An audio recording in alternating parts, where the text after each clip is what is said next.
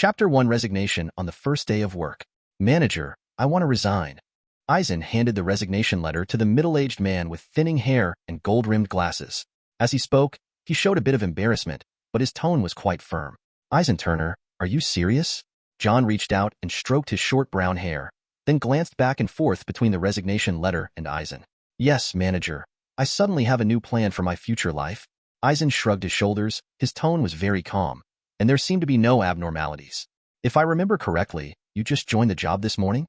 John had a weird look on his face, like, you're kidding me. Yes, I'm sorry, but I have to make this choice. Eisen said on the surface, but he kept complaining in his heart, I don't want to. But who made me come here suddenly after 18 years? What about the gold finger? Well, I wish you a better future. John's expression froze. He wanted to say something but didn't know how to say it.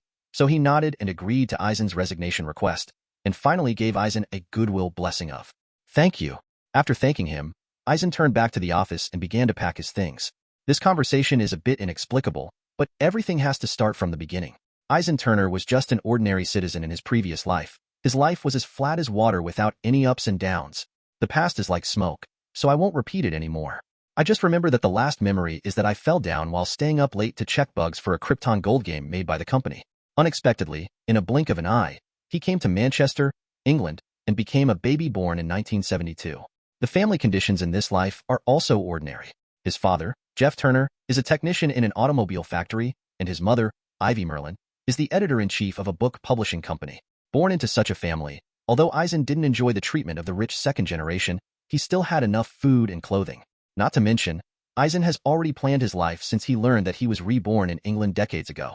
So, from primary school, Eisen has been cheating all the way. Until he graduated from university, his grades were so good that he became a child of someone else's family.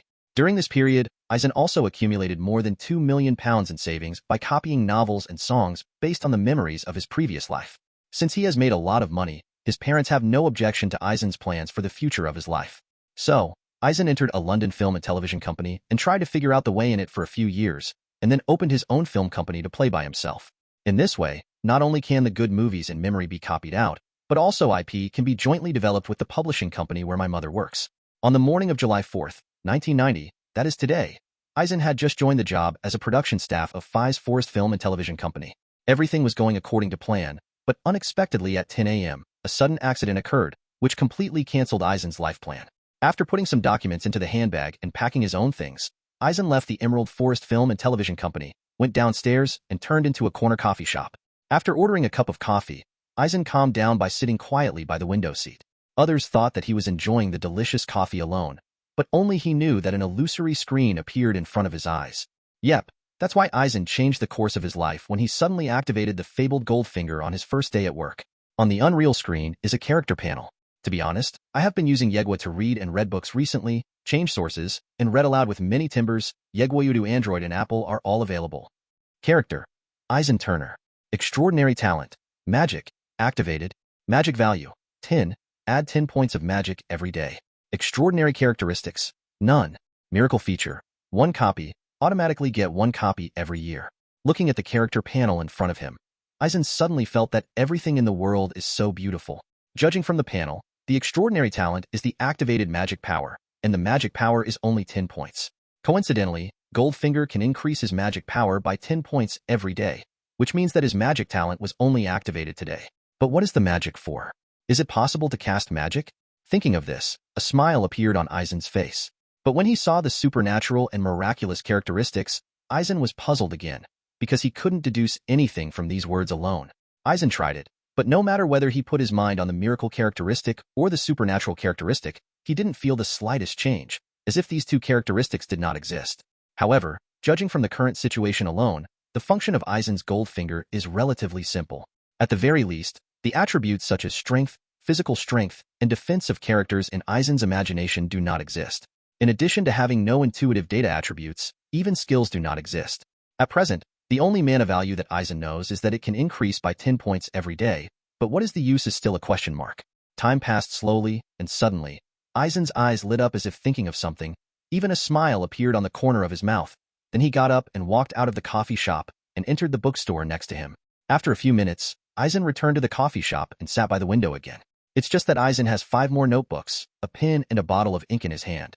Since what Eisen plans to do next is quite secretive, he has no intention of using English in the coffee shop. After filling up the ink, Eisen used a pen to write a large line of Chinese characters, 89 Xiangong, on the cover of the notebook, and then opened the notebook to write the content in it. Buju Xiangong is a kind of Taoist magical power that Eisen often saw in novels in his previous life. After being practiced, he can fly to the sky and escape from the ground, with countless changes. Of course, Eisen doesn't have such great magical skills, he's just making up a specious mess. After about an hour or so, Eisen finally finished writing what he considered to be an extraordinary skill book, 89 Xiangong. However, no matter how Eisen secretly called out, learn, in his heart, Buju Xiangong still did not appear as a skill on the character panel. Even though he ignored the strange gazes of other people in the coffee shop, he picked up the notebook and patted it vigorously, but it still had no effect. Could it be that the painting style is wrong? Eisen looked at the extraordinary talent of magic power on the character panel and thought about this possibility. Afterwards, Eisen picked up another notebook, wrote a few large characters, magic body training on it again with a pen, and then flipped through the notebook again to start writing. The core of the content written by Eisen this time is the magic power in the body, through the way the magic power circulates in the body to cleanse the body. It can not only improve physical fitness, but also improve the body's affinity for magic power, as well as its control over magic power and so on. After a long while, Eisen closed Magic Body Alchemy, and the contents inside had been firmly remembered in his mind. Afterwards, Eisen stared fixedly at it, and a very strong desire emerged from the bottom of his heart, that is to learn Magic Body Alchemy. However, the character panel remains unchanged. Eisen originally hoped to open the hidden skill panel of Goldfinger through self-learning skills, but unexpectedly failed. Next, Eisen did not self-create skills, but experimented with the skills he had mastered before, such as driving, programming, and writing. But obviously, it still can't be reflected on the character panel. In fact, when the experiment reached here, Eisen had already expected it. His Goldfinger doesn't seem to have this feature at all. After realizing the result, Eisen was a little disappointed, because this means that he may no longer rely on the way of taking skill books to learn skills. The plugin doesn't seem to be big enough. After a while, Eisen put away the pen and manuscript and then sighed. Awakening extraordinary talents is a good thing, and no matter what level the 10 points of mana is, it is always good to be able to automatically increase by 10 points every day. However, at this moment, Eisen suddenly remembered an extremely important matter, that is, the issue of personal safety. That's right, he had lived in this world for 18 years before, and he had never worried about his personal safety. But now that Goldfinger appeared and awakened his extraordinary talent, Eisen had to doubt the world.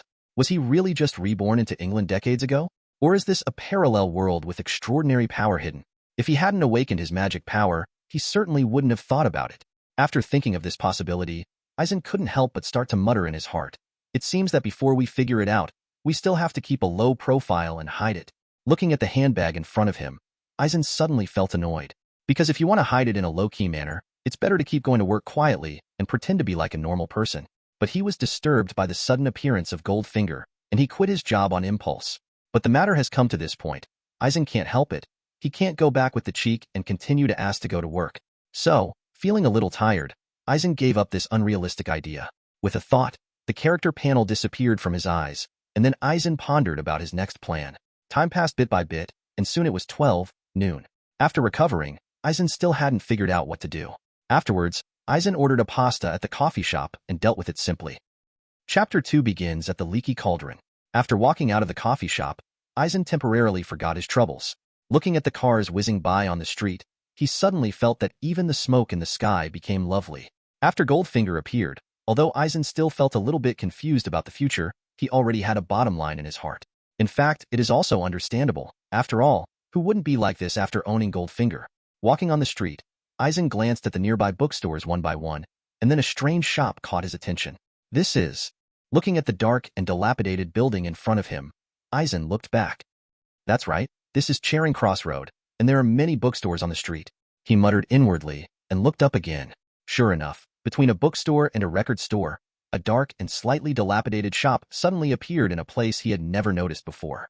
Suddenly, Eisen was a little confused. Because he often passed by this street before, even when he passed by here in the morning for work, he didn't remember such a shop here. But why did it happen so suddenly? Could it be that I have ignored it before? This is too outrageous. I'm hallucinating? A thought first flashed in Eisen's mind, but was quickly rejected by himself. Immediately afterwards, when Eisen saw the signboard with some peeling writing, the words, "The Leaky Cauldron," appeared in front of Eisen's eyes. Suddenly, An unbelievable thought emerged from the depths of my memory. This is the leaky cauldron. This is an incredible conclusion for Eisen, but it is so reasonable to appear here. Because at this point in time, the Harry Potter series of novels has not yet appeared, so it is impossible for someone to deliberately cosplay. Before that, Eisen also had the idea of copying the Harry Potter series of novels, but he never thought that magic would really shine into reality. Yes, Eisen suddenly had a gold finger today, and also awakened an extraordinary talent for magic power. Just as he was still guessing whether he had come to a parallel world with extraordinary power, the answer appeared in front of him so abruptly.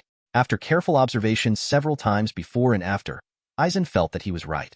There is indeed an extra store in a place that would always be ignored. In his opinion, this is likely to be a change that he can only see after he has magic power. After all, the leaky cauldron is said to be the place where the hiding and muggle-repelling charms have been cast, and only wizards can see it. However, in order to make sure his idea was correct, Eisen went straight into the next bookstore. "Young man, do you need to buy any books?" A man in a brown fur coat and mid-length jeans appeared in front of Eisen, who seemed to be the owner of the bookstore. Afterwards, Eisen started chatting with the other party under the pretense of just looking around. A few minutes later, Eisen paid for a copy of the Encyclopedia Britannica. "By the way, boss, do you know what the black shop next door sells?" When leaving, Eisen asked casually, "A black store? Next door is a record store. How can there be a black store?" The other party was taken aback for a moment, and then looked at Eisen with a strange look. "Oh, I was wrong." Eisen looked like he remembered something, turned around and left quickly. Standing on the street outside again, Eisen clenched his fists subconsciously, with only one thought in his mind.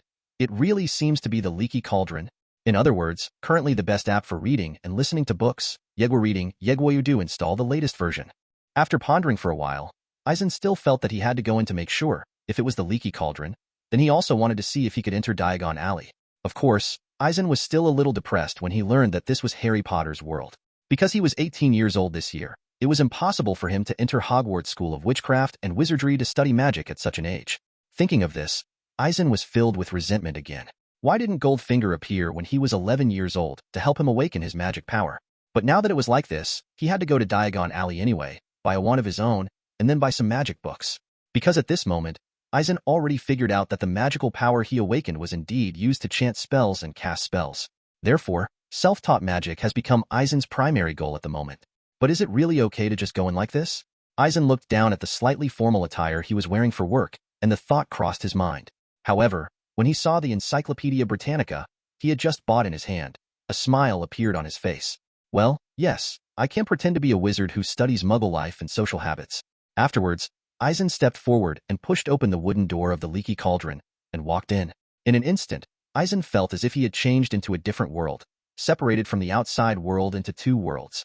The inside of the bar is extremely dark, there is a bar counter inside, and there are several tables scattered around it, some of which are hidden in the shadows.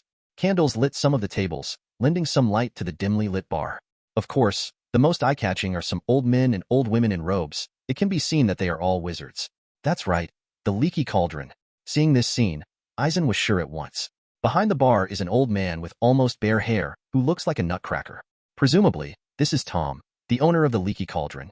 Seeing a young guy coming in suddenly, some wizards didn't take it seriously, and a few people put their eyes on Eisen, as if they were examining him. "Well, when I was researching a very interesting spell recently, the wand was accidentally damaged, so I can only go to Diagon Alley to buy a new one."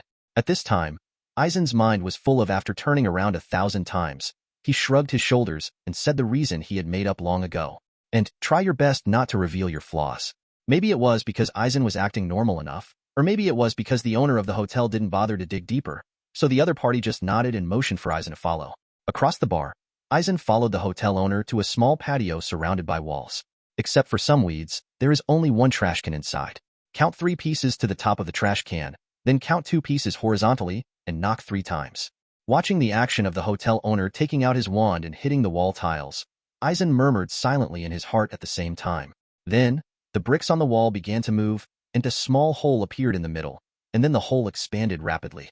In the blink of an eye, a road appeared before Eisen's eyes. That's right, this is the famous Diagon Alley in the wizarding world. "Okay, young man, I hope you will be more careful next time you study spells." The bar owner gave Eisen a piece of advice. "Yes, sir, I must pay attention." Eisen nodded with a smile, and then formally stepped into Diagon Alley. Looking back, Eisen found that the original place had become a wall again. Magic is amazing enough. Although Eisen didn't have much expression on his face, he couldn't stop the wonder in his heart.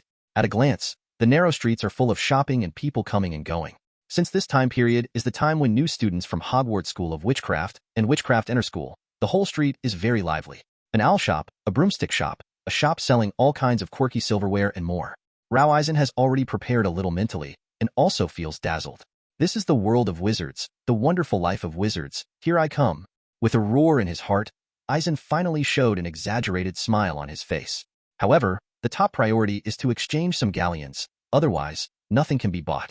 Walking forward with the flow of people, within a few minutes, Eisen came to the bottom of a white building, which was particularly eye-catching compared with the surrounding shops. That's right, this is the Wizard's Bank, Gringotts. Obviously, for Eisen, who is new to the wizarding world, he can only come here if he wants to exchange money. After passing through the bronze gate, Eisen saw the figure of a rather ugly creature, the Goblin of Gringotts. In fact, it was hard for Eisen to understand that such an ugly monster would be given such an excellent name as Fairy. Then Eisen came to the second silver door with some warning signs engraved on it. After entering, I came to a marble hall, with a row of long counters on both sides, and 100 goblins standing on the high stools behind, each busy with their own affairs. Hello, I want to exchange 200 galleons. Eisen went straight to a counter and took out £1,000. That's right, exchanging British pounds for galleons is a necessary process. As for why you don't exchange more, it is because there is a limit to exchanging British pounds for gold galleons. Therefore, the elf in front of him didn't say anything about Eisen's request. In fact, Eisen still has some doubts in his heart, that is, whether Gringotts will exchange the wild wizard, himself, with unknown origins for galleons.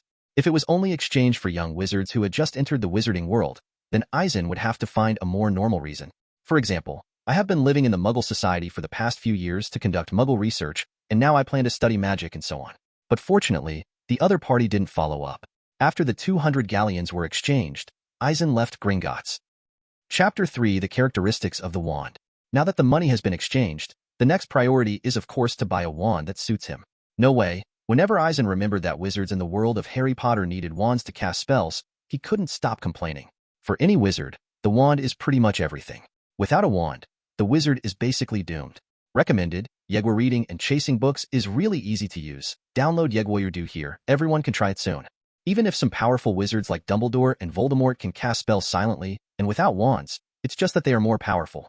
Otherwise, the wizarding world would not have developed a sufficiently targeted disarming spell.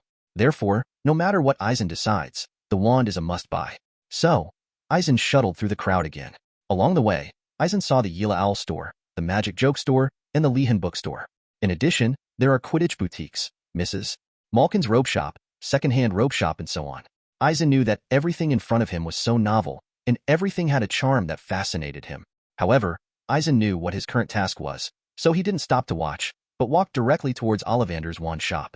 For this shop that sells wands, Eisen's past life can be described as a deep memory, because it is likely to be the only store with a Millennium brand in the wizarding world, and little wizards like Harry Potter, Hermione Granger, etc., will choose here if they want to buy wands after entering school. However, if Eisen were to go to Ollivander's wand shop to buy a wand, there would likely be a twist. This is also a place of concern.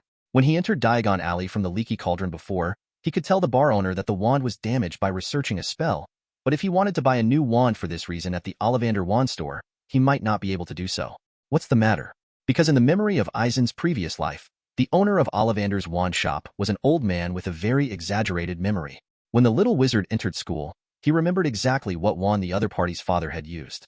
However, a Muggle-born wizard like Hermione didn't have that trouble. That being the case, it would make sense for him, a wild wizard who had lived in a foreign country for several years, not to buy wands locally, but to come to London to buy wands from the master wand maker Ollivander. After thinking about such thoughts in his mind, Eisen had a score in his heart. But when it comes to wands, Eisen is still curious about the settings of wands in this world, that is, whether there are so-called traces in the wand. The setting of Zongxi in the original article is aimed at wizards under the age of 17. As long as the other party casts a spell, they will be detected. However, if there are adult wizards around when the young wizard casts a spell, then the Ministry of Magic can only detect that the magic has been cast, but it cannot find out who is casting the spell. Just looking at this intuitive conclusion, it is certain that Zongxi is not on the wand. Otherwise, why would the young wizard not be found while reciting spells and casting spells beside the adult wizard? Therefore, in Eisen's view, the so-called trace silk should be a scope detection magic. However, this is not a problem for Eisen. After all, he is 18 years old. This is a dilapidated and small shop. The signboard on the door has been peeled off, and there is a line of large characters written on the side. Ollivander. Excellent wand making since 382 BC. There is a magic wand on the cushion in the window, which looks mysterious. Pushing open the door and entering, Eisen found nothing in the store except a bench. The two sides are like bookshelves, but they are densely packed with long strips of paper boxes. If you look at it roughly, there must be at least thousands of them. Eisen knew it was full of wands. Good afternoon. Before Eisen was observing, a figure suddenly appeared in front of him. Looking carefully, Eisen found that it was an old man with gray hair and silver eyes. Obviously, this is Garrick Ollivander, the owner of the wand shop. Hello, Mr. Ollivander. My old wand is broken and I want to buy a new one. Eisen had a faint smile on his face, at least trying to give a seemingly harmless gesture. If I remember correctly, you haven't bought a wand for me, have you? The old man showed a look of inquiry, but judging from his tone, he was very sure. Oh, yes, Mr. Ollivander, you know, I've been living and doing research in the Muggle world for a year. But recently my wand broke due to resistance to casting spells. So I want to ask Mr. Ollivander buy a good enough wand. Eisen took the opportunity to say what he had already thought up and praised the other party calmly. So that's how it is.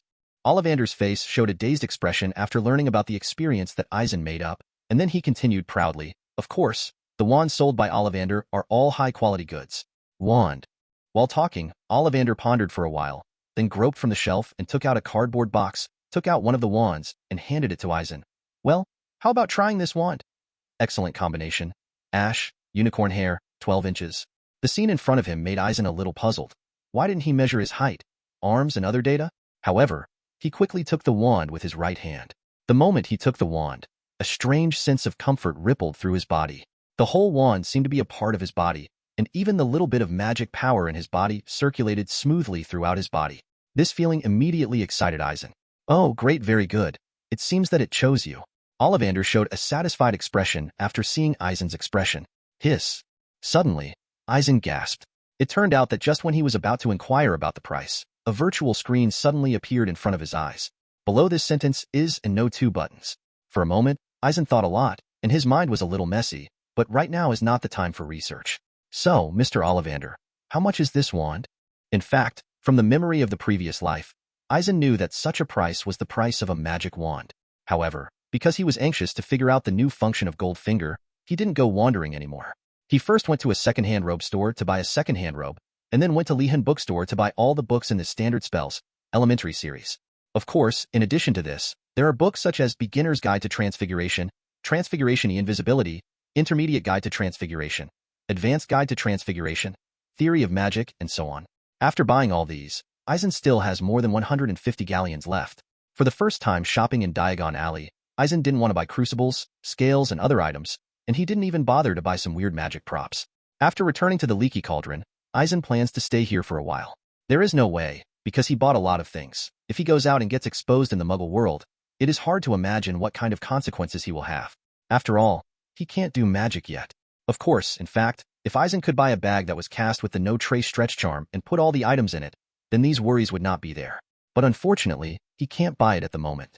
As for the untraceable stretching curse, it is obviously impossible for Eisen to cast it at present. Chapter 4 Fusion Features. This small room of only 10 square meters in front of me is where Eisen lives. There is only an old table near the bed. A candle is lit at each corner of the table, making the whole room well lit. Although the room was a bit worn out, the cleanliness and comfort were beyond Eisen's expectations. Because judging from the situation in the lobby of the Leaky Cauldron, these wizards looked a bit sloppy, but I didn't expect the rooms on the second floor to be quite nice. After putting everything on the table, Eisen took his wand in his hand again. In an instant, the previous scene changed again on the character panel in front of him. Discover the supernatural characteristic. Excellent level spellcasting characteristic. Do you want to consume a miraculous characteristic to reproduce it? Looking at the pop-up window in front of him, Eisen took a deep breath and clicked the yes button with his mind. After that, Eisen didn't feel the slightest abnormal movement from the wand in his hand, but the pop-up window in front of him disappeared. Then the character panel changed a little bit. Character: Eisen Turner. Extraordinary talent. Magic. Activated. Magic value: 10. Add 10 points of magic every day. Extraordinary characteristic: 1 copy of excellent level spellcasting characteristic, unfused. Note: after this feature is integrated, the compatibility will increase by 20. Miracle traits: none. Automatically get 1 copy per year. Eisen was surprised by the change in the character panel, and the engraved spellcasting characteristics became supernatural characteristics. As for Eisen's wand, judging from the feeling of using his arms and fingers before, the fit should be quite high. Could it be that after the fusion of spellcasting characteristics, the fit between him and the wand will be further improved? Of course, no matter how you say it, the improvement of fit is a good thing. This means that Eisen's spellcasting will be smoother, and the magic power released will be stronger. But what about fusion? Then, Eisen's thoughts fell on the unfused spellcasting characteristic on the character panel. Then a new pop-up window panel appeared in front of his eyes. There is a line of words on it. Please choose the part that combines the characteristics of casting spells. Below are several option buttons, namely, arm, finger, leg, toe. Moreover, several numbers appear in these option buttons respectively. Among them, the number of options for fingers is 95, followed by 70 for arms, followed by 80 for toes and 60 for legs. What does it mean? Looking at the scene in front of him, Eisen became thoughtful. After a while, Eisen showed a thoughtful look. Could it be that after choosing to fuse the spellcasting characteristics, it is not to improve the fit between him and the wand, but to directly allow the part of the fusion of the spellcasting characteristics to have the ability to directly cast spells instead of the wand? And the improvement of fit is just the effect of Goldfinger? Thinking of this, Eisen suddenly became excited. That's right. Wizards in the world of Harry Potter relied too much on wands. As long as they were hit by a disarming spell, wizards were basically helpless. Even masters like Dumbledore and Voldemort were like that. Although they all cast spells silently and without wands, if one has a wand and the other does not, then the one with the wand will definitely win. This shows how important wands are to wizards in this world. If Goldfinger is what Eisen thinks, then the wand is no longer his limitation. After calming down, Eisen's thoughts landed on his fingers, and he chose to merge. Obviously, the percentage figures of these parts should be the degree of fit with the casting characteristics. After making his choice, Eisen only felt a tingling sensation surging from his 10 fingers, and it took 2 full minutes for this feeling to completely dissipate. At this moment, Eisen had a feeling that his 10 fingers actually had the characteristics of a magic wand, which could completely replace the role of the magic wand. Looking at the column of the extraordinary characteristics of the character panel, there has indeed been a change. Extraordinary characteristics, excellent level spellcasting characteristics, fit degree 115, already fused. So, what does it mean to be excellent? After a while, Eisen still didn't have a clue. However, with such a feature, for Eisen, when casting any magic in the future, it can be cast without a wand. Of course, for Eisen, who always likes to develop in a low-key way, he will use this as a whole card, and usually still use a magic wand to disguise. For now, Eisen still can't feel the difference between casting spells with a wand and casting spells directly with fingers, because his current magic power is still only 10 points, and he doesn't know any magic spells yet. So, Eisen's next goal is to teach himself some spells, at least to make himself more like a wizard. Otherwise, in the future, I will wander around the Leaky Cauldron and Diagon Alley, and it is inevitable that I will not reveal my secrets. Beyond that, Eisen has one more thing to consider. That is, what level is his 10 magic power? Like the young wizards who have just entered school, such as Harry Potter and Hermione Granger, how much magic power do they have? This question also gave Eisen some headaches. Speaking of this, Eisen wants to complain, because the magic power of wizards in the original book is a very model concept, and there is no specific level of strength or weakness at all. It is only set that the magic power of the little wizard will grow with age after awakening, and it will continue until adulthood. But unexpectedly, the magic power of Eisen was directly quantified by Goldfinger. And even though he is an adult, his magic power has just been activated by Goldfinger, so his magic power should not be as good as that of the little wizard. As for how to compare the strength of mana, Eisen still doesn't have a good way. However, judging from the original work, whether or not a certain spell can be released seems to be a less rigorous standard. For example, the Iron Armor Curse, a spell for body protection and defense. Although Harry Potter learned and cast the spell in 4th grade, it was mostly because he was the main character. But in fact, this spell is quite difficult. The Weasley twin brothers said that even some adult wizard employees in the Ministry of Magic may not be able to release it successfully. Like Gilderoy Lockhart, although he is a liar and a parallel importer, he is also a student who graduated from Lawankelluo College. However, he couldn't release the Iron Armor Curse. Therefore, Eisen can infer the level of his magic power from this aspect. It's already July 1990, and this year's admission time for Little Wizards is approaching. But Harry Potter, Hermione Granger, and Ron Weiss will have to wait another year to enroll in this Iron Triangle. In other words, Eisen still has more than a year to learn before the drama officially begins. In fact, logically speaking, Eisen has already lost the chance to enroll, so it is the best choice to simply stay away from Hogwarts, the center of the vortex, and develop quietly. That's right, once involved, Eisen's personal safety would be threatened by Voldemort. Even his servant, the Death Eater, Eisen found it a nuisance. However, even though this is the case, many of the books needed for Hogwarts courses cannot be provided by Lehan Bookstore. For example, Eisen really wants to learn space-type magic, such as the traceless stretching spell and apparition. It seems that this kind of profound magic can only be learned at Hogwarts. Moreover, the library of Hogwarts School of Witchcraft and Wizardry is also very attractive to Eisen. Therefore, for Eisen, the best choice is to apply to be a professor at Hogwarts before Voldemort is resurrected, and then take the opportunity to learn more. Recommended, Yegwa reading and chasing books is really easy to use. Download Yegwa here, everyone can try it soon. If it was possible to get away after Voldemort was resurrected, then hide far away. If you can't quit, then try to spend a few years to become strong enough to not be afraid of Voldemort. Obviously, with Goldfinger, Eisen should have no problem achieving this level. However, to apply for the position of professor at Hogwarts School of Witchcraft and Wizardry, Eisen's current level is of course not good enough. Therefore, he planned to spend a year studying with all his strength before Harry Potter and others entered the school. Eisen is confident that his level should improve a lot after 1 year. At least, it can't be worse than Lockhart. If even a crook like Lockhart can become a professor, then he should be fine. It's just that you need to think carefully about what position to apply for as a professor. Chapter 5. The first step into the curse. After ordering a steak and a glass of mead and simply filling his stomach, Eisen began to study. At 7 o'clock in the evening, Eisen closed the book, The Theory of Magic, and let out a long sigh of relief. After reading this book, Eisen has a general understanding of the magic of this world. According to the memory of the previous life and the content of this book, in order for wizards to successfully cast spells, apart from the requirements for the magic power in the body and the waving movements of the wand, there is another important factor, that is, strong emotions. After gaining an understanding, Eisen understood why many adult wizards were unable to effectively release some advanced spells. Because in Eisen's view, it is more difficult for wizards in this world to cast spells. For example, when Professor Flitwick of Hogwarts was teaching the levitation spell to little wizards. In the spell, Wingardium Leviosa, the sound of plus should be pronounced longer and clearer. It's not just that the spell is correct, but there are also strict requirements on the movement of the little wizards to wave their wands, that is, wave and shake. With these prerequisites, the wizard's emotions must be mobilized, and then the magic can be released. The mobilization of emotions is best reflected in the Unforgivable Curse and the Patronus Curse. To cast the Unforgivable Curse, one must mobilize strong malice towards the target from the depths of one's heart, and this malice is clearly intended to kill the target. Only with this level of malice can the power of the Unforgivable Curse be exerted. As for the Patronus Charm, you need to mobilize extremely positive emotions to release it. And when little wizards learn the Patronus Charm, they are asked to recall the happiest thing when casting this spell, because this is indeed the best way to mobilize positive emotions. Of course, Eisen still has some guesses about this point, that is, the emotional mobilization required to cast magic should be just an expression of inner will. The inner will is mobilized through the emotions, and then the wand and magic power are combined to unleash the magic. As for why he guessed so, it was because of the little wizard's performance after the magic riot. Take Harry Potter as an example. Before he entered Hogwarts, he would not be able to perform magic, but he could make the glass of the zoo disappear. Obviously, the magic power in his body felt his own strong will, and was directly mobilized to cast a magic that made the glass disappear temporarily.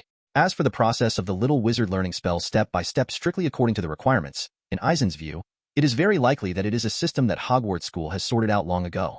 This can help the little wizard to control his magic power step by step. If little wizards can learn strictly according to the teaching level of the professor, after the little wizards graduate from Hogwarts, they will completely control their own magic power, then chanting and casting spells will gradually become an instinct. In this way, it may be easier and more casual for them to recite and cast spells after graduation. There's also no wand-waving motion requirement, or even a spell requirement. And this is the origin of the difficult technique of silent and wand casting. It's just that the skill of casting spells silently and without a staff is really difficult, and almost few adult wizards can do it. Of course, in Eisen's view, this is because they didn't learn deeply enough when they were studying in school. Strong characters like Dumbledore, Voldemort, etc. are obviously strong enough.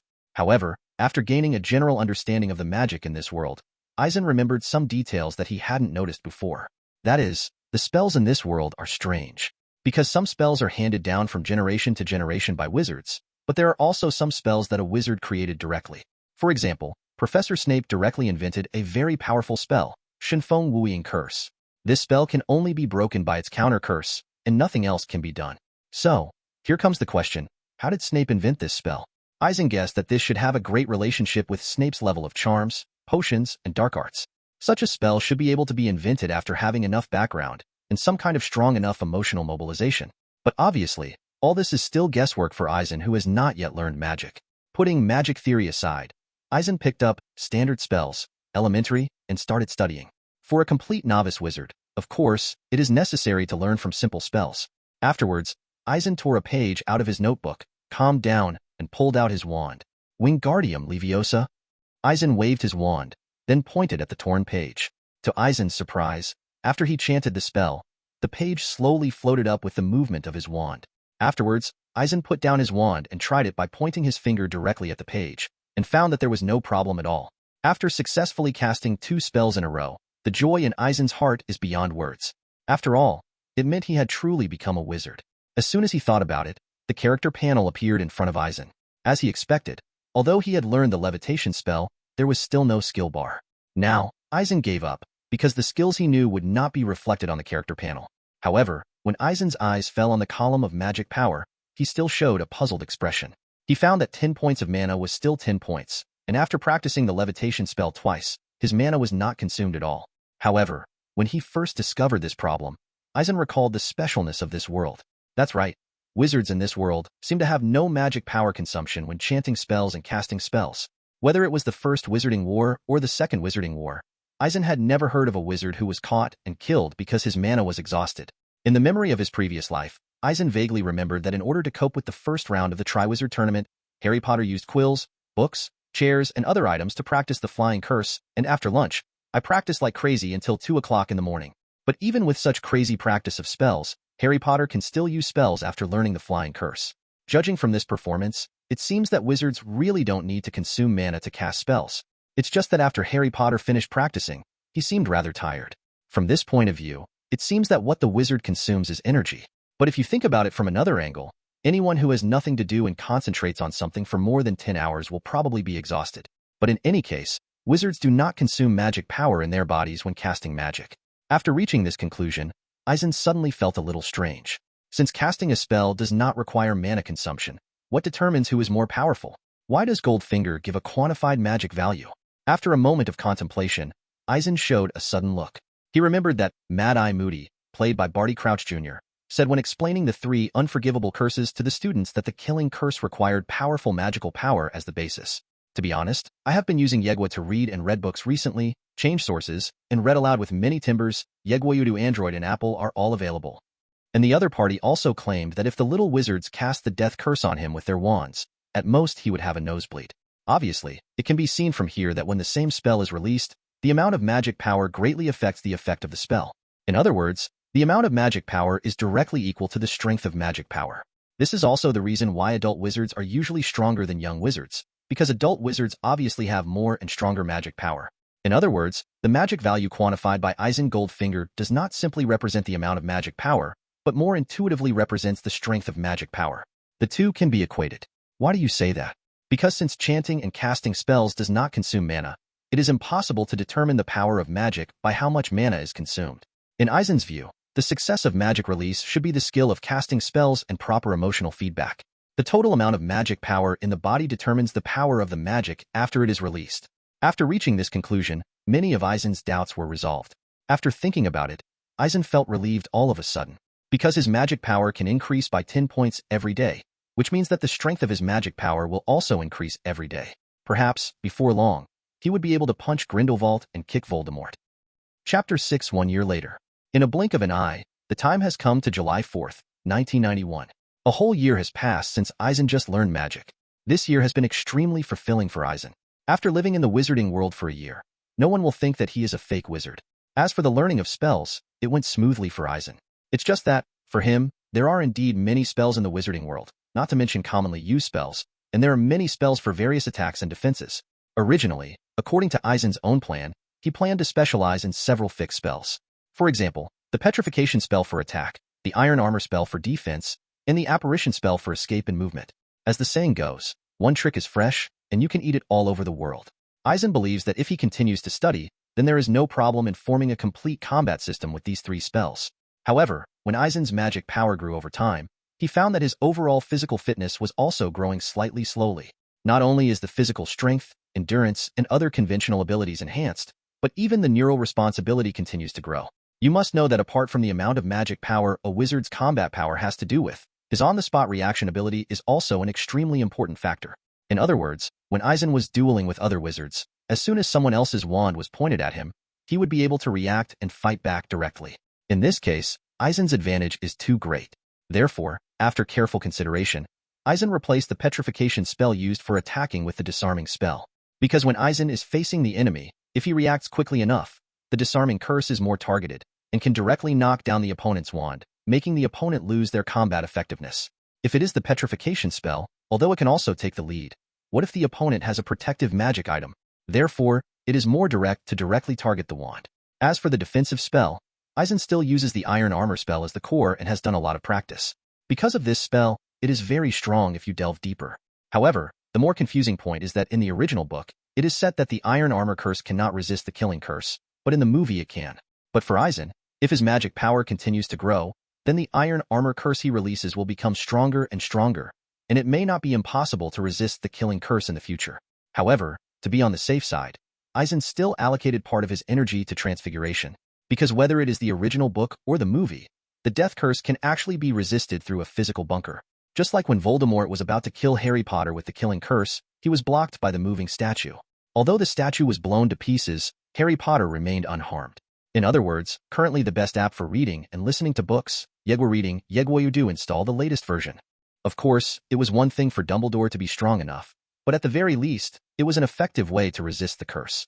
And the method used by Dumbledore is obviously the advanced transfiguration technique. It can be seen from this that the ability of transfiguration is actually very powerful. Therefore, in order to ensure his own safety, Eisen not only studied the iron armor curse in depth, but also studied transfiguration in depth. Of course, apart from this reason, Eisen learned transfiguration mainly because transfiguration is powerful enough.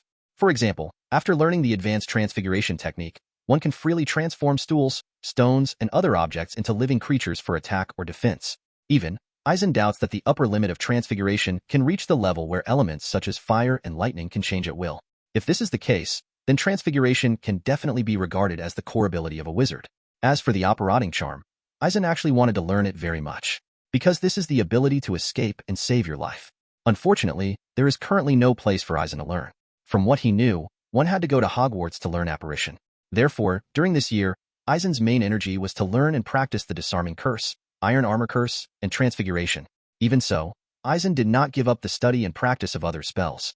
For example, commonly used spells such as flying curse, restoration curse, illumination curse, unlocking curse, petrification curse, disillusionment curse, cleansing curse, etc., Eisen will still take part of the time to practice. After washing up in the morning, Eisen practiced the spell for a while as usual, then came out of the room and came to the bar downstairs. Compared with the comfort and cleanliness of the guest rooms, the bar downstairs is still dark and simple. Eisen, are you still studying Muggle society recently? Tom greeted after seeing Eisen come down. Yes, I found this topic very interesting. Give me a steak and a cup of tea, thank you. Hearing this voice, Eisen was not surprised, and ordered a meal after a simple answer. For a year, Eisen spent most of the time at the Leaky Cauldron, so he has already become acquainted with Tom, the owner of the Leaky Cauldron. Likewise, some of the regulars at the pub knew that Eisen liked to study things about Muggle society. In fact, the Muggle research expert is the personality that Eisen decided to create for himself a long time ago, because he really planned to use this method to apply to enter Hogwarts and become a professor of Muggle studies. However, Eisen was not sure that he would be admitted, so he took the opportunity to learn a lot about astronomy. After all, neither the professor of Muggle studies nor the professor of astronomy has a very low sense of presence at Hogwarts. These two courses basically give students mixed credits. Therefore, Eisen thought that if he failed to apply for Muggle studies, he should apply for the professor of astronomy. In fact, for Hogwarts students, these two courses are mixed credit courses, but for Eisen, it is a job that is extremely suitable for hiding himself. Turning his mind, Eisen's gold finger appeared in front of his eyes. Compared with a year ago, the Eisen character panel is still simple at this moment. Character: Eisen Turner. Extraordinary talent: magic, activated. Magic value: 3,650, add 10 points of magic every day. Extraordinary characteristics: excellent level spellcasting characteristics, fit degree 115, already fused. Miracle feature: 1 copy, automatically get 1 copy every year. A year later, Eisen has become more of a wizard. Because of the fusion of spellcasting characteristics, the commonly used spells he has learned have begun to approach the level of silent and wandless spellcasting. Like the Iron Armor Curse, he has already mastered the profound skills of casting spells silently and without a stick. The external performance is that he can already shape the armor formed by the Iron Armor Curse and transform it into a golden bell cover, covering the whole body. Similarly, due to the increase in magic power, Eisen's overall physical fitness is about twice that of ordinary people, and the same is true for his neural responsibility. Therefore, after Eisen has perfectly mastered the disarming curse, he can already attack at a faster speed. As for the transformation technique, he can already change freely between large and small objects, as well as between objects and living creatures. Going a step further, Eisen plans to study how to combine transfiguration with combat. In general, Eisen's abilities in these 3 spells, he thought, were no worse than ores from the Ministry of Magic. As for other commonly used spells, for Eisen, they have only reached the level of proficient use. Can cast without a wand, but not silently. Looking back on the achievements of this year, Eisen is quite satisfied. However, what surprised Eisen was the slow increase in physical fitness as the magic power increased. If this growth continues, Eisen doubts whether he will have the ability similar to bullet time. If so, that's awesome. But obviously, this needs to be verified later. For now, Eisen looks strong on the surface. With several core abilities, he has fully mastered the technique of casting spells without sound and wand, and can use other spells proficiently. But obviously, this is all strength on paper, because he has basically been studying and practicing by himself this year, and has no chance of actual combat at all. Therefore, to become a real strong man, one has to fight other wizards. From this point of view, only by being slightly involved in the next vortex at Hogwarts can we have enough fighting chances. Of course, the main reason why Eisen wanted to enter Hogwarts was to be able to learn difficult spells such as Apparition and Untraceable Stretch. Therefore, before the new class of young wizards entered school in 1991, Eisen planned to suspend his frenzied study and write to Hogwarts to apply for the position of Professor of Muggle Studies. Of course, to be on the safe side, he also applied for a professorship in astronomy. After all, this kind of course is not difficult for him. Chapter 7 became an astronomy professor. After gaining a better understanding of his own strength, Eisen's current goal is to find a way to gain practical experience in addition to entering Hogwarts. After all, converting paper strength into real strength is the best way to save one's life. Coincidentally, at Hogwarts, you can also enter the dueling club, by the way. So, for Eisen, getting into Hogwarts was a must. After sorting out his own strength, Eisen looked at the column of miracle characteristics again, and sure enough, he saw a miracle characteristic at the back. He clearly remembered that there was nothing in this column just yesterday. But as soon as he woke up today, the number behind the miraculous property changed. It seems that this miraculous feature is indeed automatically obtained every year. However, the previous miraculous feature was used by Eisen for the replica spellcasting feature, so how to use this one? If miracle traits could be applied to living creatures, Eisen would basically have no hesitation in replicating the operating traits of house elves and incorporating them into his own body. In this way, he doesn't have to work hard to learn the difficult spell of apparition. Moreover, as far as he knew, important places like Hogwarts and the Ministry of Magic had counter-curses for apparition, so it was impossible to apparate. House elves, however, are not limited in their ability to apparate. If it is really successful, then Eisen's life-saving ability will undoubtedly be greatly improved. But if the miracle property can't be used on living things, then Eisen can only find a way to find some magic items to try. At noon, just after eating, Eisen heard the sound of da-da-da coming from outside the window. Turning to look over, only to find an owl is constantly knocking on the window. It's finally here. After Eisen thought to himself, he cleaned himself up, moved his fingers, and without chanting a spell, the window opened automatically. The owl flew in and circled twice above Eisen's head. After dropping a letter, Eisen stuffed a few nuts and flew away.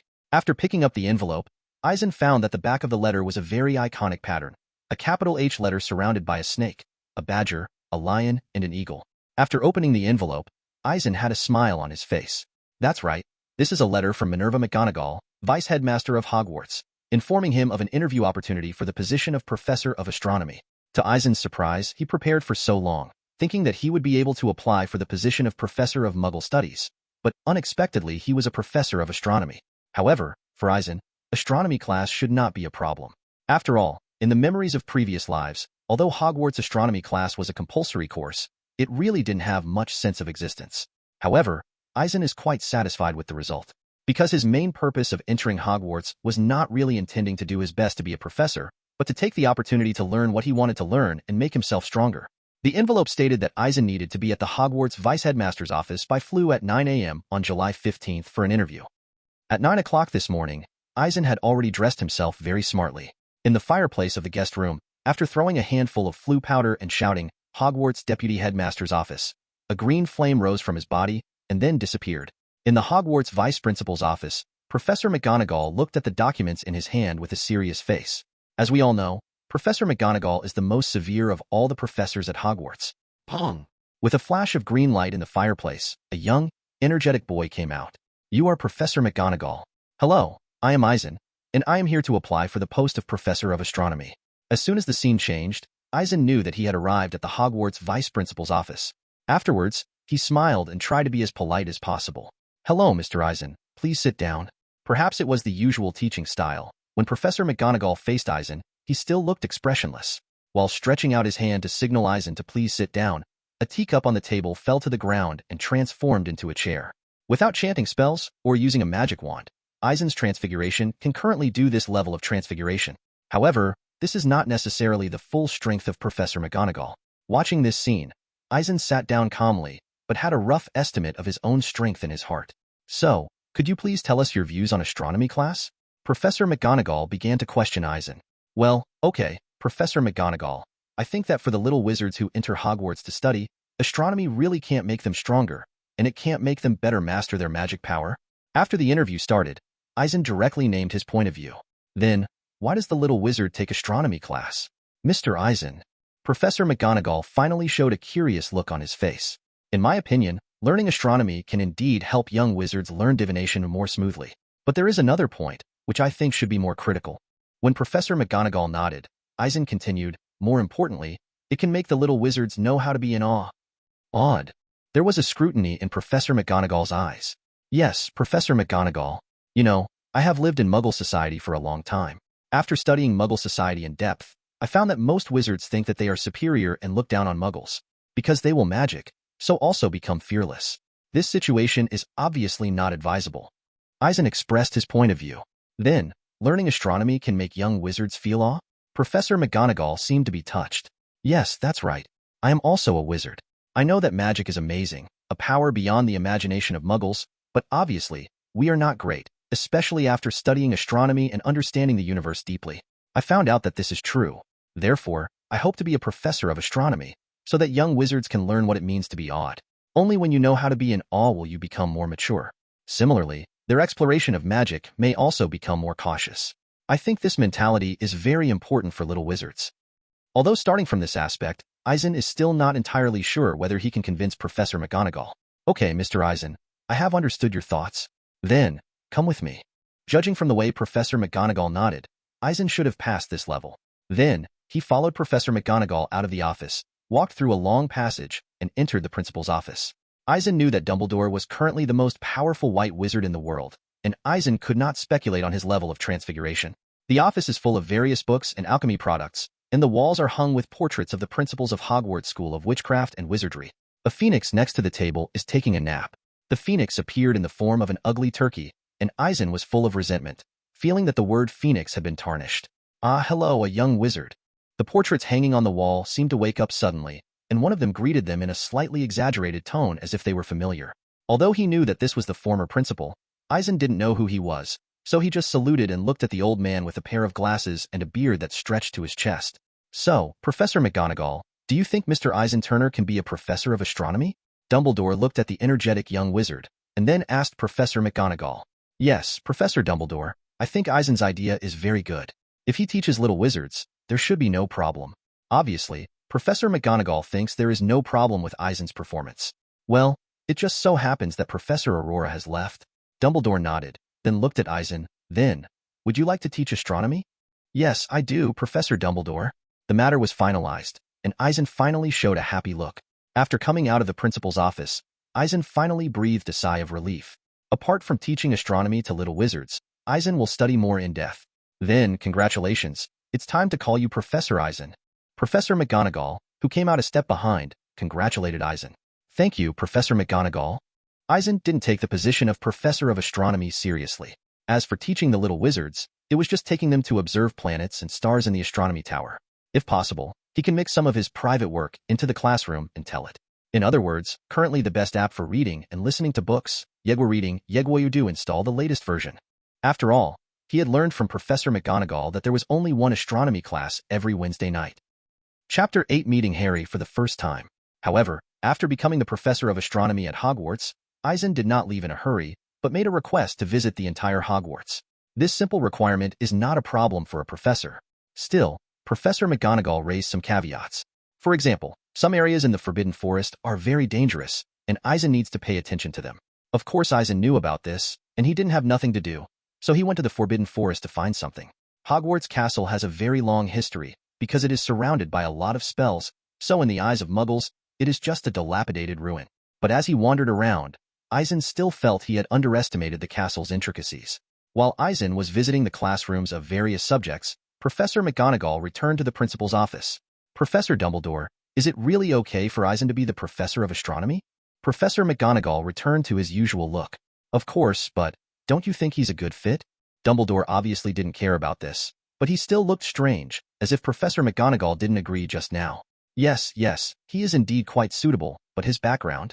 Judging from the interview situation, Professor McGonagall felt that Eisen was really good, but she still had some concerns. To be honest, I have been using Yegwa to read and read books recently, changed sources, and read aloud with many timbers. Yegwa Udo Android and Apple are all available. A Muggle wizard who popped up in the leaky cauldron a year ago?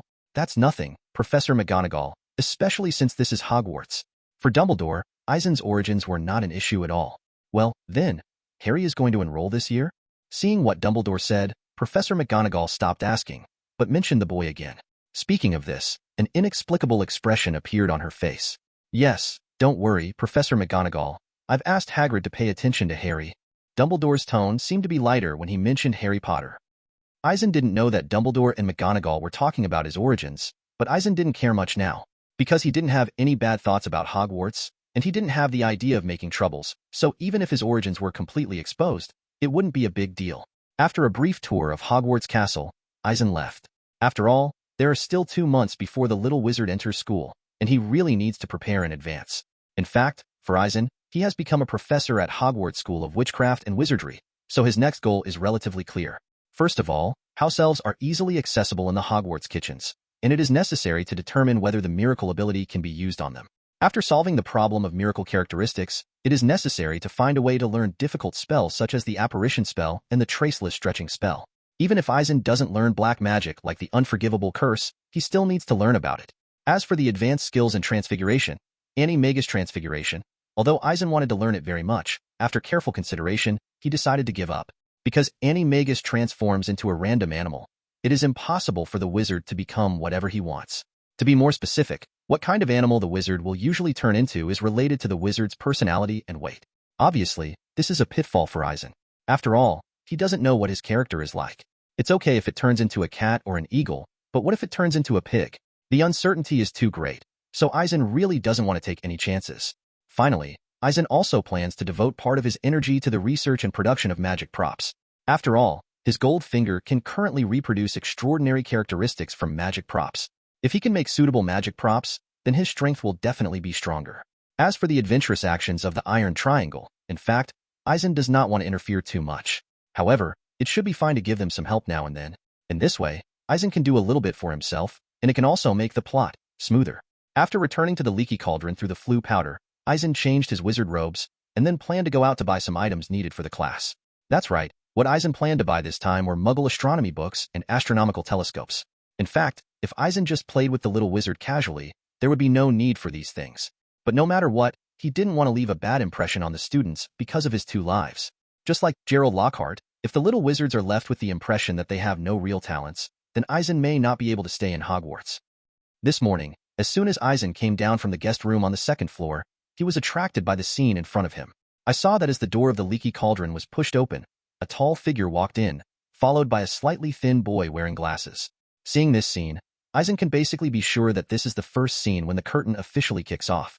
That's right, this is the first time Harry Potter followed Hagrid into the world of wizards. Hagrid has Titan blood, so he looks extremely tall. He was originally a student of Hogwarts, but he was expelled and broke his wand when he was framed for murder by Voldemort in the 3rd year. However, Professor Dumbledore left Hagrid behind and gave him a job as a gamekeeper.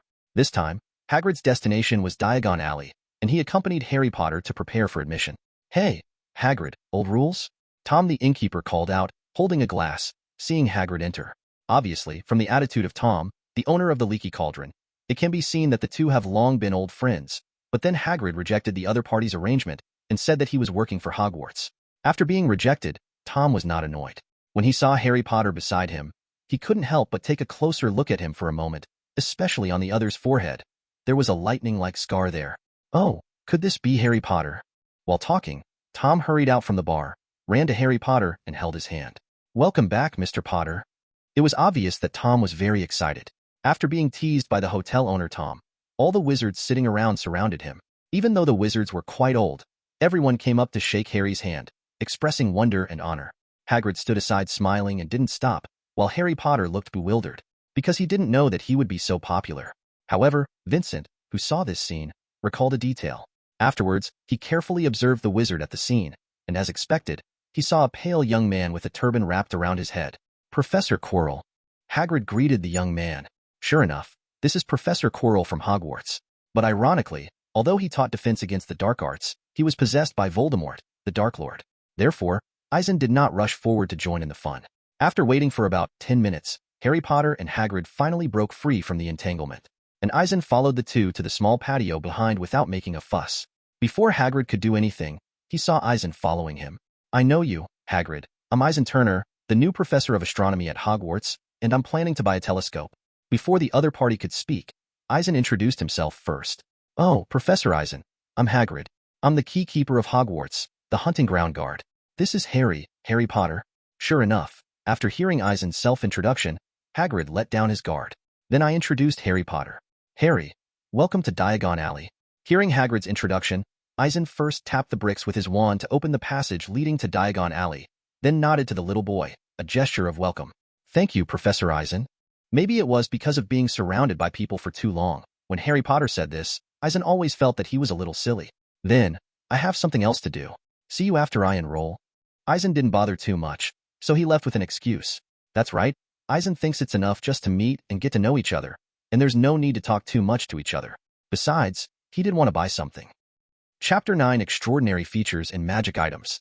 When buying an astronomical telescope earlier, Eisen suddenly thought that there is also a kind of telescope in the wizarding world. For example, a brass telescope is sold at the Wiserack Magic Supply Store. However, compared with the telescopes in the Muggle world, the brass telescopes are magical. Not only can they see things that Muggle telescopes cannot see, but they can also be folded at will. Coincidentally, Eisen still has a miracle characteristic, so I plan to buy a brass telescope and try to reproduce the characteristic. After all, although a brass telescope is not the same thing as a wand, they are both magical props. Later, Eisen bought a new brass telescope for 5 galleons. According to the owner, the brass telescope is enchanted, so it can ignore the interference of atmospheric clouds and directly see the surface of the moon. When Eisen took the brass binoculars in his hands, a bullet frame was unsurprisingly displayed in front of him. Is it necessary to consume a miraculous feature to reproduce it after discovering the supernatural feature, the excellent line of sight enhancement feature? Seeing such a result, Eisen already had various guesses in his mind.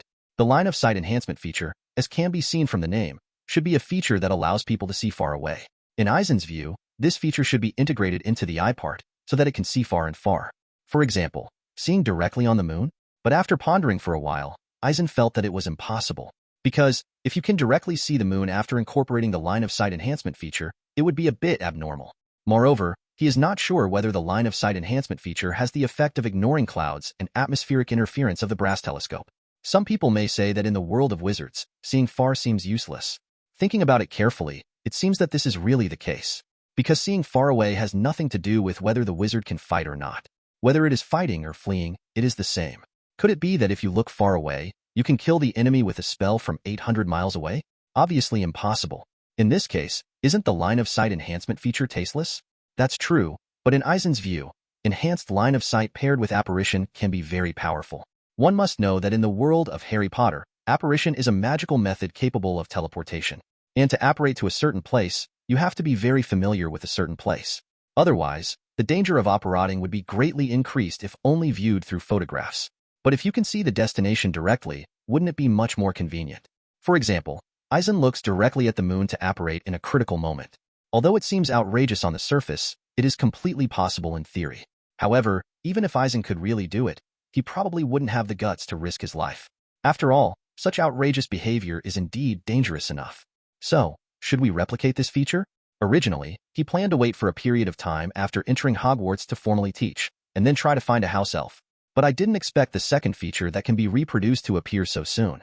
Thinking of this, Eisen still put away the brass telescope. It's not that I gave up the line of sight enhancement feature, but I'm going to go to the Hogwarts kitchen and find a house elf to do an experiment. Afterwards, Eisen went to Hogwarts. However, after tossing for half an hour, he had to appear in Diagon Alley again. No way, even though he had a miraculous trait, he found that there was really no way to extract any traits from the house elf. It seems that we can only find a solution from the magic props. Regarding this, Eisen could only sigh. Wow, this is the latest Nimbus 2000. Just as Eisen was wandering around and was about to leave, a voice suddenly entered his ears. Turning around, Eisen realized that it was a few young wizards watching the broomsticks. However, Eisen's face became weird immediately, because it suddenly occurred to him that the broomstick is also a magic prop, and it is a prop with the ability to fly. In this way, wouldn't the miracle characteristic be able to reproduce the flying ability? At the moment, regardless of other people's strange gazes, Eisen went in and stroked the Nimbus 2000. As a result, Goldfinger also really prompted Eisen to discover the flight characteristics of the elite class. Suddenly, Eisen's mind opened up. Yes, when he considered the line of sight enhancement feature of the brass telescope earlier, he also considered a fatal shortcoming. The disadvantage is that there is no way to see through. Yep, viewing distance enhancement is not perspective. In this way, if you just want to stand on the ground to use the line of sight enhancement feature to observe distant destinations, and then use apparition to teleport, there is a limitation that the line of sight is blocked by buildings. Unless every time you fight, you run to a high place. But obviously, this is unlikely. Therefore, when fighting other wizards, if you want to use the line of sight enhancement feature to cooperate with apparition, unless you really run directly to the moon as he thought, otherwise the combination is really not so ideal. But if you have the ability to fly, you can fly directly away from the battlefield, and then observe from a high place to a distance. In this way, it should be much more convenient to use apparition. To give an extreme example, Eisen fights Voldemort, and if he loses, he can fly up immediately, and then escape with enhanced vision and apparition.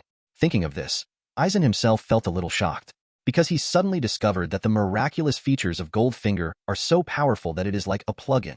For example, Harry Potter's invisibility cloak can replicate the invisibility feature. The Philosopher's Stone can reproduce the characteristics of turning a stone into gold. As for whether the feature of immortality can be directly reproduced, Eisen is not sure. Because Nicole Flamel relies on the Philosopher's Stone to live forever, but only uses the immortality potion made by the Philosopher's Stone to achieve his goal. Therefore, Eisen is not sure that the Philosopher's Stone can reproduce the characteristics of immortality. Of course, if the time converter can reproduce the miracle characteristic, can it also reproduce the characteristic of traveling through time? Then, the invisibility cloak, resurrection stone, magic stone, etc., can all extract extraordinary characteristics. All of a sudden, Eisen had a feeling that if he could obtain one extraordinary characteristic every year, he would soon be invincible. Unfortunately, traits cannot be reproduced on living creatures. Otherwise, the house elf's ability to apparate, the Mandela's scream-to-death ability, the basilisk's ability to stare at others, the Dementor's ability to absorb positive emotions, and some degree of magic immunity, and so on and so forth. But it seems that there is no way to reproduce the bug-level abilities that Eisen thinks of. However, even if it can only reproduce the characteristics on magic items, Eisen is already in trouble. Because although he felt that the immortality of the Philosopher's Stone was unlikely to be reproduced, he still wanted to try it. Otherwise, the Philosopher's Stone would have been destroyed by Dumbledore in June 1992. Moreover, the more critical point is that there is only such a Sorcerer's Stone in the world. If Eisen reproduces traits from other magic items now, the next miracle trait will have to wait until July 1992 to recover. In other words, unless Eisen keeps this miracle characteristic on his body now, the Philosopher's Stone will be gone after the next miracle characteristic is restored. But in this way, whether it is the line of sight enhancement feature of the brass telescope, or the possible features of other magic props, Eisen can only temporarily give up. And this choice is an extremely wasteful behavior for Eisen, who is eager to improve his strength. However, after thinking for a while, Eisen decided not to use this miraculous feature for the time being. Of course, there are two main considerations. The first one, of course, is not to miss the characteristics of the Philosopher's Stone. Even though the possibility of obtaining immortality is not great, it is the only way at present after all, so he doesn't want to give up.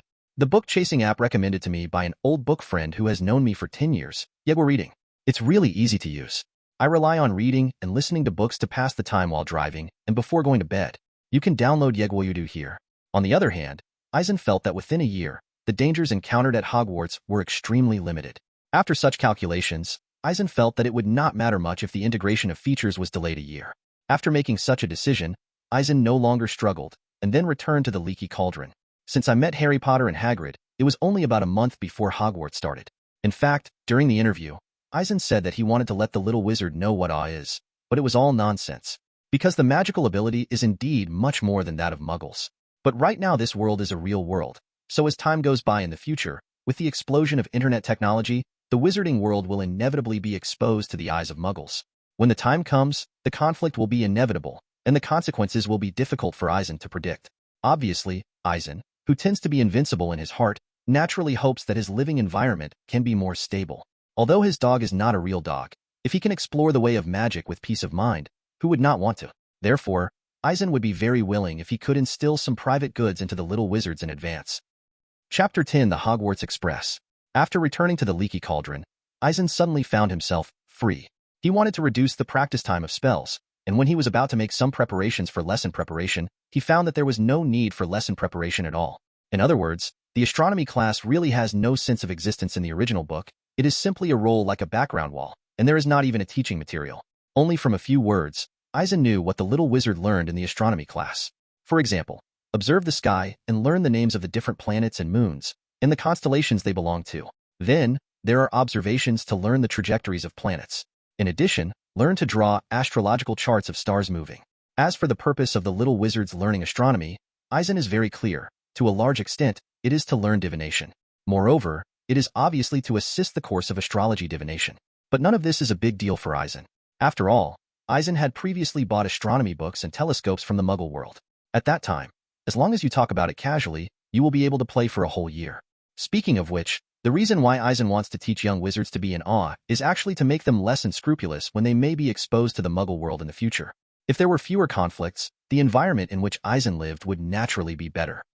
On September 1st, Eisen arrived at King's Cross Station after putting some books and research manuscripts of magic props into the suitcase. Ever since Eisen was able to obtain extraordinary characteristics from magic items, he consciously started research in this area. Today is the opening time for Hogwarts. Originally, Eisen could directly enter Hogwarts through Floo Powder and then wait together to welcome the little wizard. But on a whim, I still wanted to check in at platform 9 3/4 and then take the Hogwarts Express.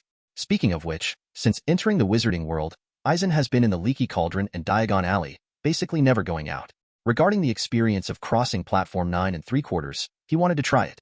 Since the Hogwarts Express left on time at 11 o'clock, Eisen left in no hurry. At 10:30, he arrived at King's Cross Station with his suitcase. Eisen wasn't wearing wizard robes, so he looked like a normal office worker. But in fact, he knew that although he was among the crowd, he was already a person from another world. Between the 9th platform and the 10th platform, Eisen stopped. After careful observation, nothing unusual was found. But he knew it was under a spell, so muggles wouldn't notice. Well, this is the famous scene. After Diggory said, Eisen pulled the suitcase forward and quickly bumped into the wall, and then sank directly into it. But Eisen only felt that his eyes went dark, and then changed the scene. At the same time, the uproar reached Eisen's ears. After a few little wizards separated from their parents, they got into the Hogwarts Express train beside them. That's right, it's the Hogwarts Express that stops on the nearby rails. To be honest, Eisen doesn't have a ticket. Just kidding, he is a professor at Hogwarts. What kind of ticket do you want? After revealing his identity, Eisen easily boarded the Hogwarts Express. However, I want to insert a word here. Eisen especially wants to complain. A steam train can be called an express train. Dare you believe it? Of course, perhaps because the number of young wizards who entered Hogwarts to study was too small, this steam train only had 5 carriages. Entering the interior of the car, Eisen found that each car was divided into small compartments. In some compartments, some young wizards were already sitting on the seats. Seeing Eisen walking through the aisle with a suitcase, the little wizards cast curious glances. But Eisen didn't do anything else, just came to the last car and sat in it. I have to say that although I have lived in the wizarding world for more than a year, all the buildings and objects give Eisen an old feeling, which still makes him quite uncomfortable. From this aspect alone, we can see how serious the gap between wizards and muggles is. Of course, it is also understandable. After all, wizards are kept secret from muggles, and wizards disappeared from Muggle eyes well before 1700. Hundreds of years have passed, and only a few wizards who do not reject muggles will understand how far the technology of the Muggle world has developed. Due to the pattern and vision, most wizards probably don't know much about Muggle life. Otherwise, Hogwarts wouldn't have offered a dedicated Muggle Studies course. Of course, Hogwarts can offer a Muggle Studies course, which shows that Dumbledore or the previous Hogwarts headmasters are very forward-looking. But it is a pity that this course is not only an elective course, but the content is not deep enough. Therefore, it is generally regarded as a course with mixed credits by young wizards. Just like Hermione, who took the Muggle Studies course, she quit the election after only 1 year of study and felt that there was nothing to learn. From this we can see how simple this course is. Hey Fred, I have a great idea. Coincidentally, me too. A recognizable voice came, and Eisen looked out the window and saw a pair of twins with brown hair walking over from the platform. Eisen knew that this was the twin big brother of Ron Weiss, Fred Weiss and George Weiss. They have an exceptional talent for mischief and alchemy. Later, at 93 Diagon Alley, he opened a Wesley's Magic Trick Shop, and the items sold were basically the brothers' mischievous inventions. At this time, whenever they said they had any good ideas, they were mostly prank or funny ideas. Thinking of this, Eisen suddenly felt that he could cooperate with the two brothers. Because Eisen's Goldfinger plugin requires magic props, so it shouldn't be a problem for Weiss to come to the twin brothers to make some powerful magic props. Although their talents are all about mischief, with a little correction, they should be fine. After all, Eisen knew about it. They invented the anti-spell hat in the original book, which is a magic item that can deflect evil spells. Let's not talk about the effect, but their abilities are really good. After the Wesley twins boarded the train, another figure appeared on the platform. That's right, Harry Potter with a surprised face. If it hadn't been for meeting Wesley and his family, Harry Potter wouldn't even be able to find out where platform 9 3/4 is. At 11 o'clock, the train leaves on time. Professor Eisen. I don't know if it was a coincidence, but after Harry Potter boarded the train, he came to the compartment where Eisen was. Harry was obviously a little surprised to see that the person sitting by the window was Professor Eisen, whom he had just met not long ago. Mr. Harry Potter, you're welcome. There are still vacancies here. It is undeniable that Mr. Xavier still has the aura of the protagonist. Otherwise, someone else would have been thrown off the street by jumping repeatedly in front of Voldemort. Just call me Harry, Professor Eisen.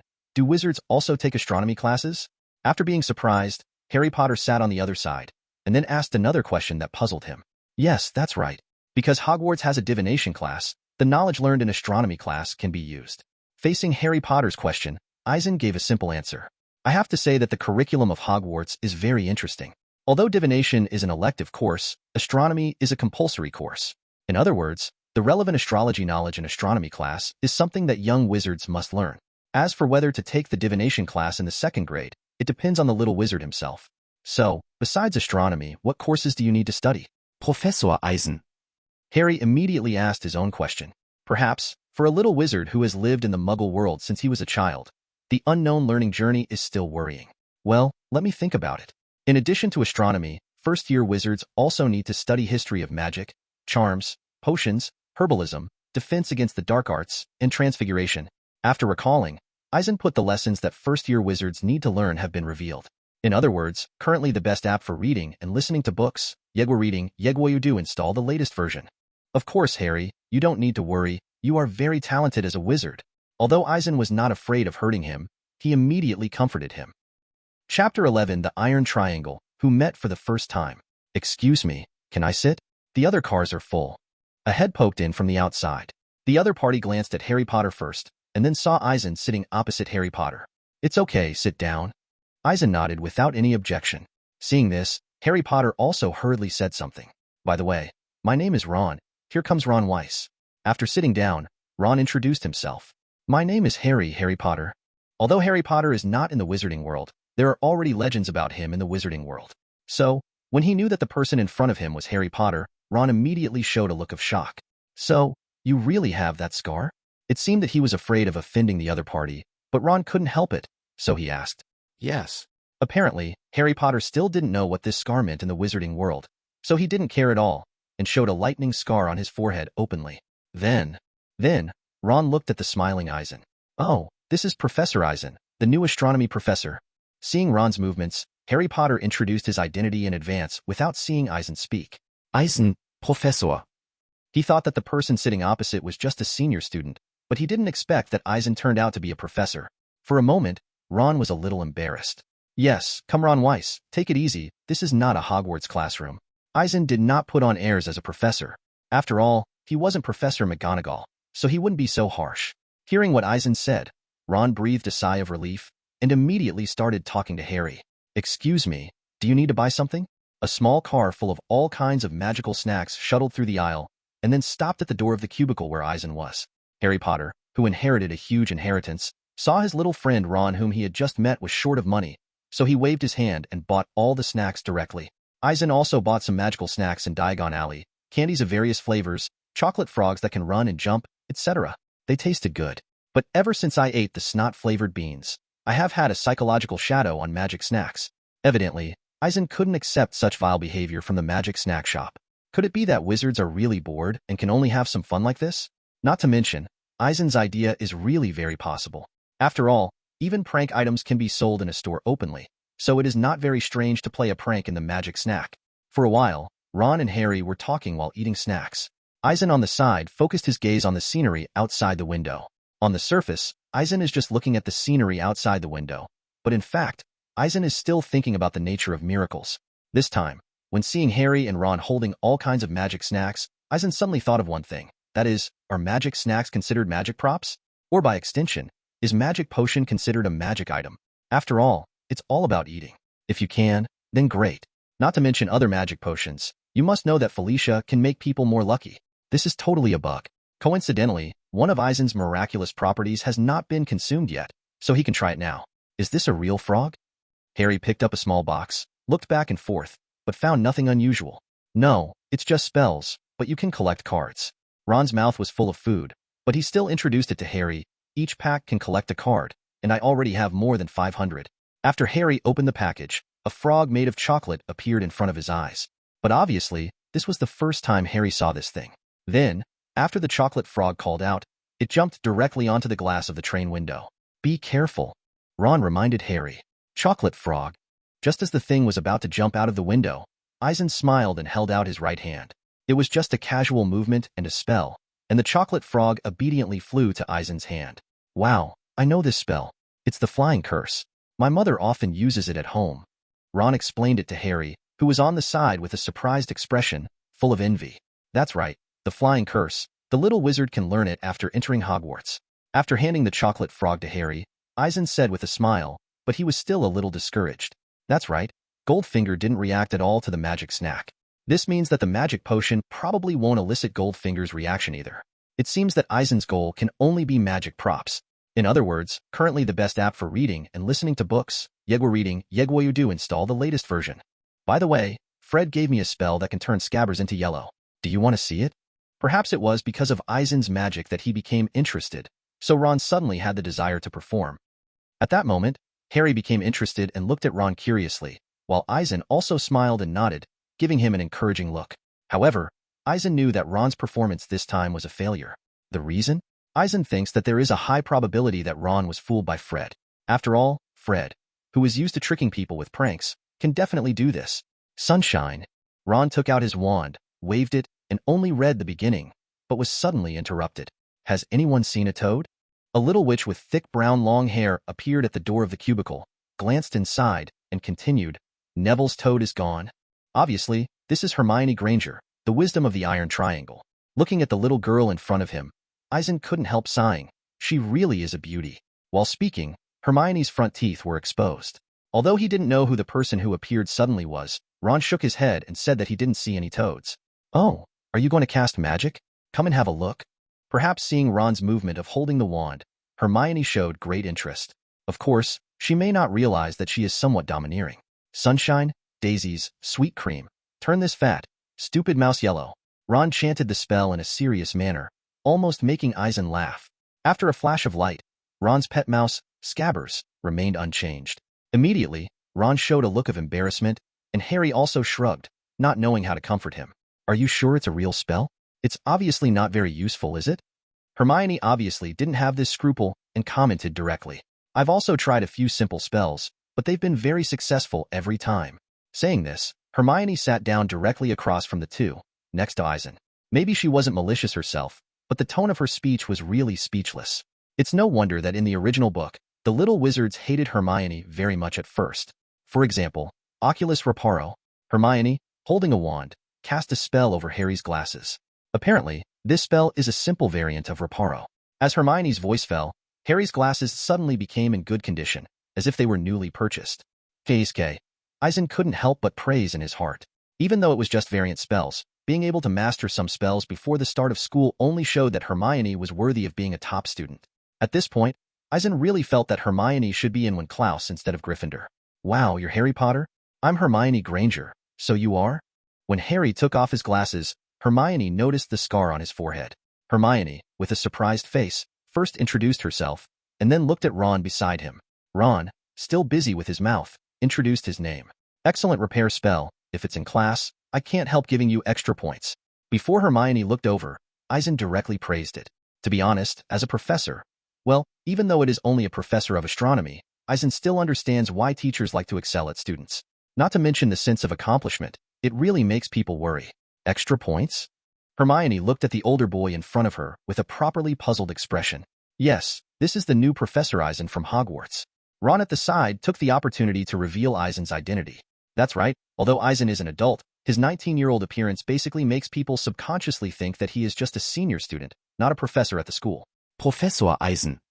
For a moment, Hermione showed a very surprised expression, and then thought that her previous actions had fallen into the other party's eyes, and a touch of red appeared on her face.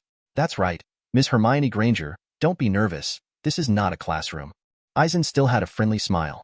Obviously, Eisen was not interested in using his status as a professor to criticize the other party from a superior perspective. Chapter 12 Welcome Party. Knowing that the handsome guy next to her is a professor, although the other person's attitude is very friendly, Hermione still can't let go. After hastily reminding Harry and Ron to change into wizard robes, she left the compartment where Eisen was.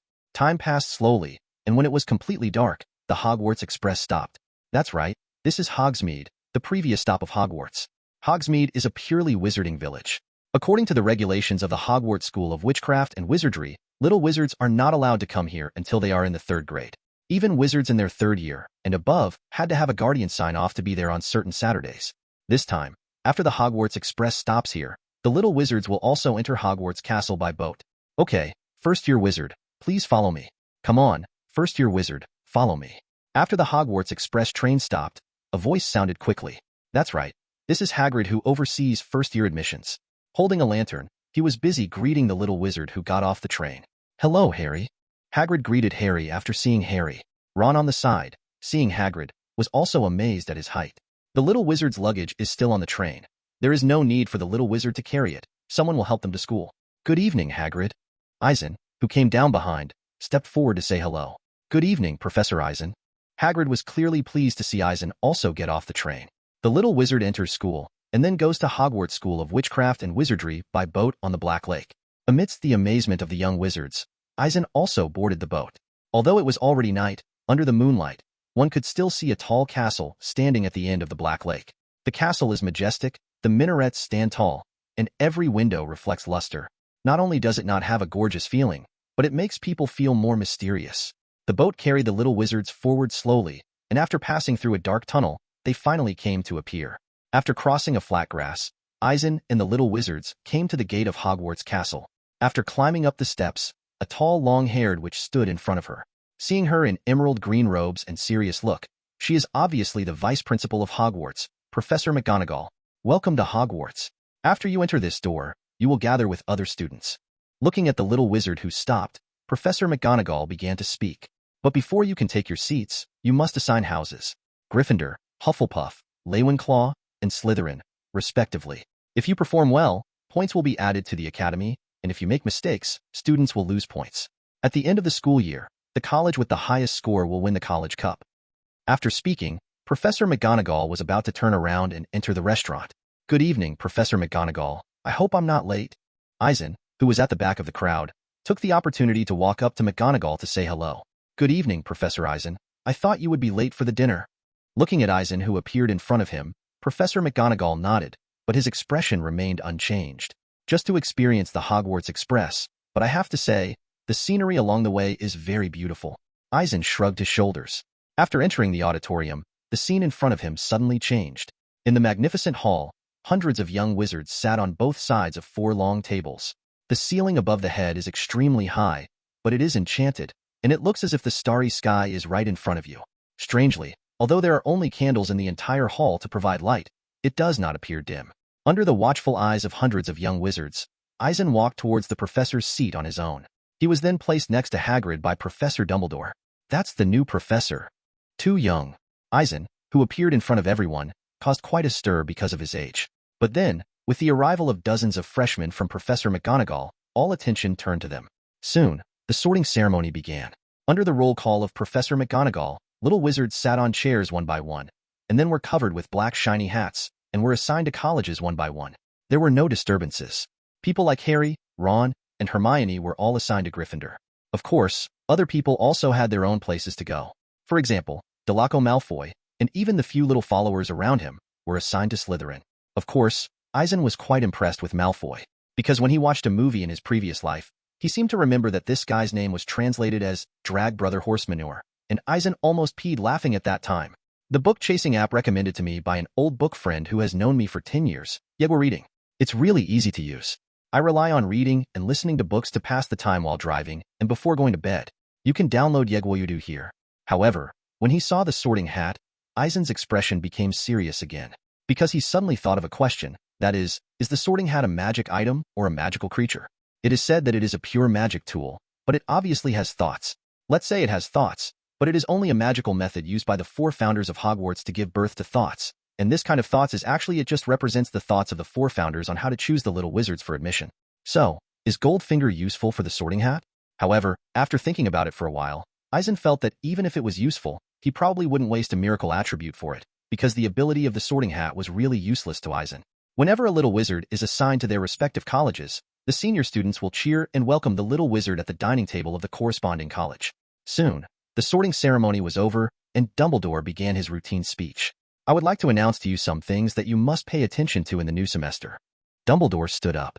Although he looked trembling, no one dared to underestimate him, because he is currently the most powerful white wizard in the wizarding world. First-year freshmen, all trees and forests on campus are forbidden to enter. Dumbledore warned the newly enrolled young wizards with a particularly serious word. Secondly, the administrator, Mr. Filch, also asked me to remind everyone not to cast magic in the corridor between classes. Thirdly, I must tell everyone not to step into the corridor on the right side of the 4th floor, unless you want to encounter accidents. Die in agony. By the way, finally, I would like to introduce to you, this is the new astronomy professor, Eisen Turner. Welcome. Before sitting down, Dumbledore seemed to think of something. After warning the little wizard, introduced Eisen. Following Dumbledore's words, Eisen stood up and nodded, then sat down again. When Dumbledore said, "The banquet begins," densely packed plates appeared on the 4 long tables immediately, and they were full of food. Grilled sausages, turkey sandwiches, scones, etc., seemed to be magically conjured by Dumbledore, but in fact these are all prepared in advance by Hogwarts house elves. But in any case, the magic of turning food around is still very cool. Looking at the food in front of him, Eisen was surprisingly full of appetite, and immediately began to eat it. After eating and drinking, Dumbledore began to direct all the teachers and students to sing the Hogwarts school song. But the weird thing is that it's up to you to choose which tune to sing. So, Eisen, who really couldn't stand it, closed his ears by casting spells silently and without a stick, and then the lake moved over. After the school song ended, the newly enrolled young wizards returned to their dormitories under the leadership of their respective college prefects. Both Hufflepuff's and Slytherin's dormitories are located in the basement of Hogwarts Castle. One is next to the kitchen, and the other is in the basement of Black Lake. Gryffindor's quarters are in the Gryffindor Tower, with the entrance behind the fat lady's portrait. R.A. Winclaw's dormitory is at the top of R.A. Winclaw Tower. As for Eisen, he was placed in the faculty dormitory. Of course, since Eisen's astronomy class is only held on Wednesday nights, Eisen's days at Hogwarts should be very leisurely. For this reason, before leaving, Eisen made a request with Dumbledore, Professor McGonagall and Professor Flitwick. That is, he wanted to observe the lecture. Although Eisen has mastered many spells, he still needs to learn some spells with high difficulty skills. Moreover, Eisen didn't plan to audit the 6th and 7th grade classes directly, but planned to start from the 1st grade. After such a systematic study, Eisen should feel better. Chapter 13 First Lesson, Part 1. There are so many stairs in Hogwarts, some will suddenly lead to different places every Friday, and some will suddenly disappear halfway up the steps. Even many doors are not doors that can be opened normally, and some doors are even a solid wall. Fortunately, although Eisen has not figured out the doorway, but when he visited Hogwarts last time, he was at least familiar with it, so that he would not be able to find the location of each classroom. Basically the same as classes at a Muggle world school. Hogwarts' first class in the morning starts at 9 o'clock. Early the next morning, after the little wizard had breakfast in the Hogwarts auditorium, he began his first lesson in life. However, something went wrong with Eisen's plan. Originally, he planned to attend, but found that the content of the professors was too simple when they were teaching. Although Eisen himself has only learned magic for a year, perhaps there is a reason for the existence of the Goldfinger cheat, and he has perfect control over his own magic power. Therefore, it can be described as a leap in learning charms. Before that, Eisen didn't care too much, and didn't know what level his own strength was. However, after auditing a few sessions of charms and transfiguration, Eisen felt that he was no worse than Professor McGonagall and Professor Flitwick. Of course, it was just the strength they showed that made Eisen feel like he could do it too. But how much strength they hide, Eisen doesn't know. After feeling that listening in the lower grade classes was not as helpful as expected, Eisen took advantage of the situation and changed his plan, from listening to the knowledge in the class to directly consulting the professors in private. In this way, after a few days passed, although Eisen's strength did not increase significantly, he gained more insights into some magic theories and some spellcasting skills.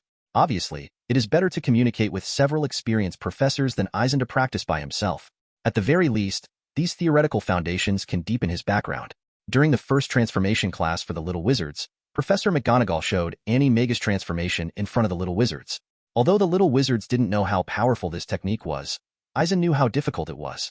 It is said that there are only 7 animags registered in the entire wizarding world, including Professor McGonagall. How many other hidden illegal animags are left undisclosed? But that number shows just how difficult it really is. Although Eisen does not want to learn from animagus, it cannot deny its life-saving ability. Among other things, just like the reporter of the Daily Prophet, the Rita Skeeter who likes to inquire about people's privacy and likes to make up random things, her animagus form is a beetle. You know, Rita Skeeter has peeked into the privacy of countless people without being discovered, all thanks to her animagus form. Not only that, just look at Peter Pettigrew. He turned into a mouse, Ban-Ban, and lived in Wesley's house for more than 10 years without being discovered. This shows how strong animagus's life-saving ability is. But unfortunately, the animal form of animagus's transformation is uncertain, so Eisen does not intend to study it. Of course, the most important reason is that he has Goldfinger, so he has more options to enhance his strength. On Wednesday night, after having dinner in the auditorium, the Little Wizards did not return to their respective common rooms, but came to the astronomy tower together at 9 o'clock. As the tallest tower in Hogwarts, the astronomy tower is usually forbidden for wizards to enter, and only allowed to enter during astronomy class. Recommended, Yegwa reading and chasing books is really easy to use. Download Yegwa here, everyone can try it soon. Welcome everyone. I'm Eisen Turner, Professor of Astronomy. I believe you already know me. Inside the astronomy tower, Eisen stood by the window and cast a loud curse on himself without a sound. Therefore, although he only speaks quietly, he can ensure that everyone can hear him. Unfortunately, although astronomy is a compulsory course for grades 1 to 5, there is only one class a week. That is to say, we will meet here every Wednesday night. Looking at all the little wizards in front of him with the look of excitement in his eyes, Eisen was actually quite speechless. After all, astronomy is too simple, and it is easier to mix credits. So most little wizards are very interested in astronomy class. Of course, the original astronomy class was for everyone to observe the orbits of the planets and learn their names. However, in the first class, I didn't intend to ask you to do this.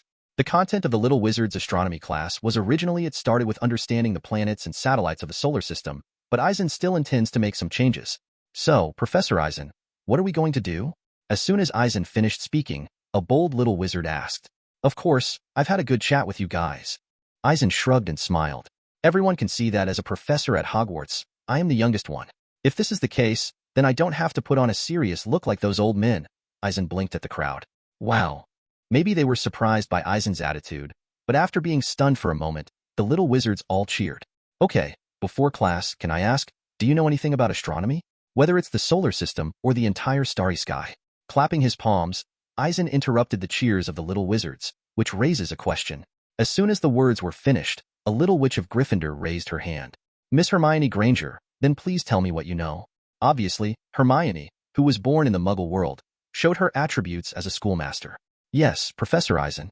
I know that the solar system is a galaxy composed of 1 star and 9 planets, namely the Sun, Mercury, Venus, Earth, Mars, Jupiter, Saturn, Uranus, Neptune, and Pluto. In front of everyone, eloquence is Hermione's forte, so when she answered Eisen's question, she didn't feel nervous at all. That's right then. I'll add 2 points to Gryffindor. It's no wonder that a top student is a baby bump in the eyes of the teacher.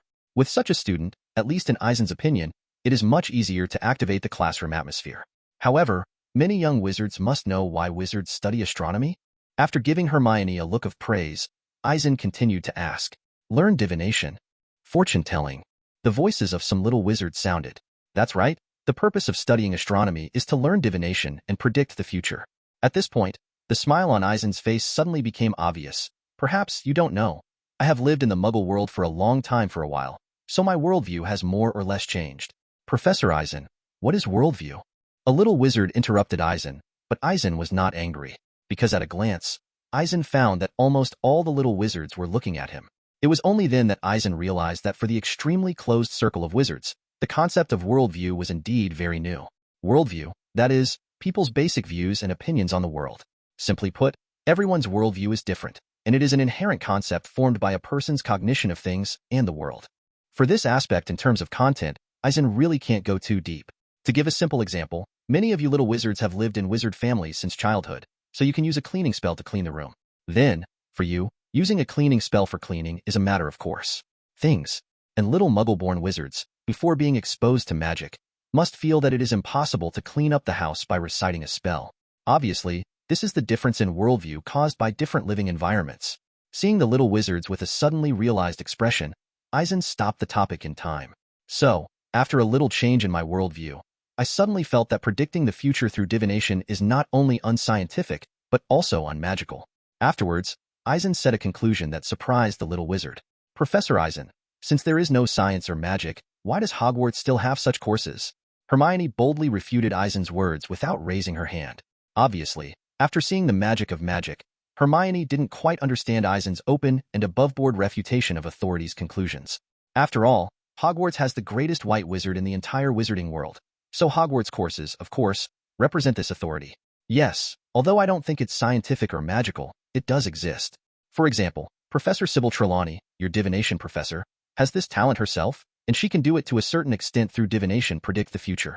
Eisen nodded without rebuttal. Chapter 14 The First Lesson, Part 2. Of course, this kind of talent to predict the future through divination is a very rare talent, and there are not many people in the entire wizarding world who have such a talent. Eisen continued, but in his observation, he did not find how the wizards had looks of great disappointment. After thinking about it for a while, I understood what the little wizard was thinking.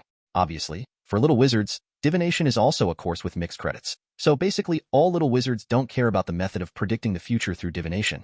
Back to the topic, astronomy can be said to be the oldest discipline of human beings. Millions of years ago, when human ancestors began to look up at the stars, the germination of astronomy was actually born. Millions of years ago? The little wizards were in an uproar, feeling unbelievable. That's right, you all know that the current time is 1991. Then, how did this time calendar come about? I can tell you clearly that it was determined by the ancients based on their trajectories after observing the sun, moon, and stars. I know that some wizards think that muggles are stupid and look down on muggles. Even the general thinking in the wizarding world is that muggles who don't understand magic are a group of disadvantaged groups. So, can anyone tell me, in the wizarding world, who has been on the moon so far? Many young wizards nodded when it came to their views on muggles, but Eisen then asked a question. For a moment, the little wizards looked at each other, wondering what Eisen meant by asking this question. Ron, has anyone in the wizarding world landed on the moon? Can Professor Dumbledore do it? Harry asked Ron next to him in a low voice. Never heard of it? Why did Professor Eisen ask that? Could it be that muggles have landed on the moon? Ron shook his head, then seemed to remember something, showing a shocked expression. Afterwards, Hermione and Harry at the side both showed a dazed look. Look, wizards have great power and know how to cast magic, but muggles have already landed on the moon, and just 20 years ago. I believe some little wizards know. Nodding, there was a meaningful smile on his face. Yes, Ron, the first muggle to walk on the moon was an American, Harry explained to Ron in a low voice, but Ron still looked shocked like he couldn't believe it. Muggles used their technology to invent rockets, and then used rockets to land on the moon. So, how do wizards plan to land on the moon? Maybe some little wizards will say that we can use apparition, etc. After the little wizards recovered, Eisen continued talking. So, I suddenly have a question. Professor Dumbledore's apparition, can he fly directly from England to America? Can he fly directly to Africa? None of the little wizards could answer this question. I regret to tell you that the shortest distance between the Earth and the Moon is more than 360,000 kilometers, while the distance between the UK and Africa is less than 10,000 kilometers. In other words, the distance between the Earth and the Moon is far away, far beyond your imagination. Sometimes, without comparison, it is difficult to clearly show a concept. Eisen, on the other hand, directly presented the data. Oh, by the way, maybe some little wizard has figured out another way. We can go to the moon on a broomstick.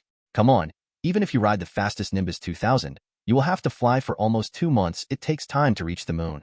When Eisen said this in a teasing tone, some little wizards wanted to laugh, but they looked extremely embarrassed when they didn't. Okay, if we know the distance between the Earth and the moon, then we can better understand how big this world is.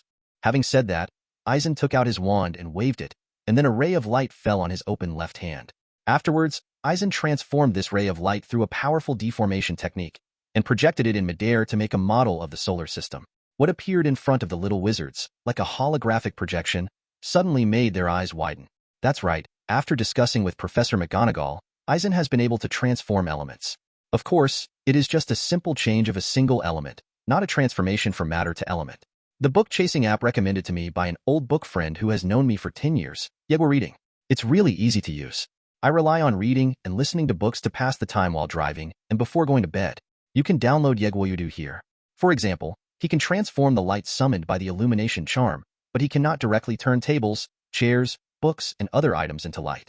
The distance between the Earth and the Moon is more than 360,000 kilometers, and the shortest distance to the Sun is more than 147 million kilometers.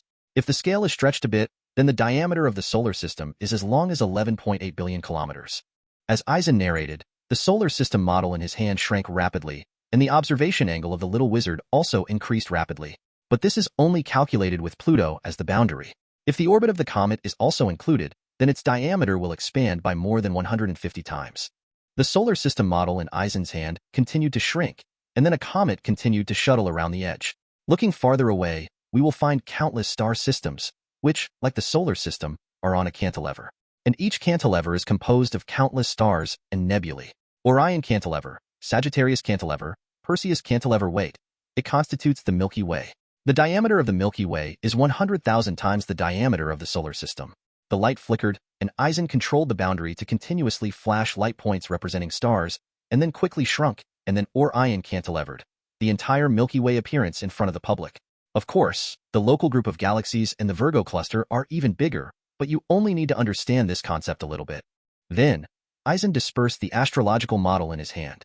It's just that, at this time, everyone's faces were shocked. Even Hermione and others who were born in Muggles had the same expression. Wow, that's cool. Is Professor Eisen telling the truth? After a while, the little wizards who came back to their senses began to whisper. Some young wizards looked at Eisen with admiration, and they didn't know whether to worship his profound knowledge, laughs, or his freewheeling magic methods. Okay, the reason I'm telling you this today is for no other purpose, just to let you know how big the world is. Know how small we are compared to the whole world and the universe. Stunned many little wizards after that, Eisen showed a satisfied smile. There is a man named Kant in the Muggle world. Apart from being a philosopher in the Muggle world, he is also an astronomer. I like a sentence he said very much. In this world, there are two things that we should look up to all our lives. One is the bright starry sky above our heads, and the other is the noble moral law in people's hearts. I hope you can remember this sentence and understand its meaning. At the end of the astronomy class, Eisen also ended with a famous quote from a famous person.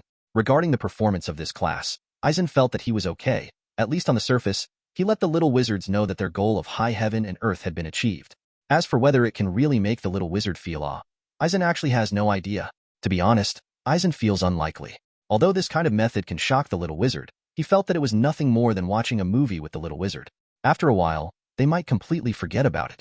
Of course, if Eisen has the ability to directly take the little wizards for a walk in the universe, then the effect will definitely be great.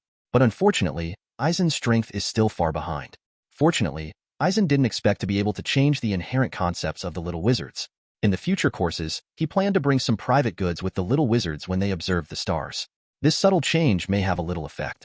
In the end, when get out of class was over, Eisen left an after-class homework for the little wizards for some purpose. The content of the homework is nothing but the topic in class. Let them open their minds. How can they go to the moon? Returning to the faculty dormitory after class, Eisen completely relaxed.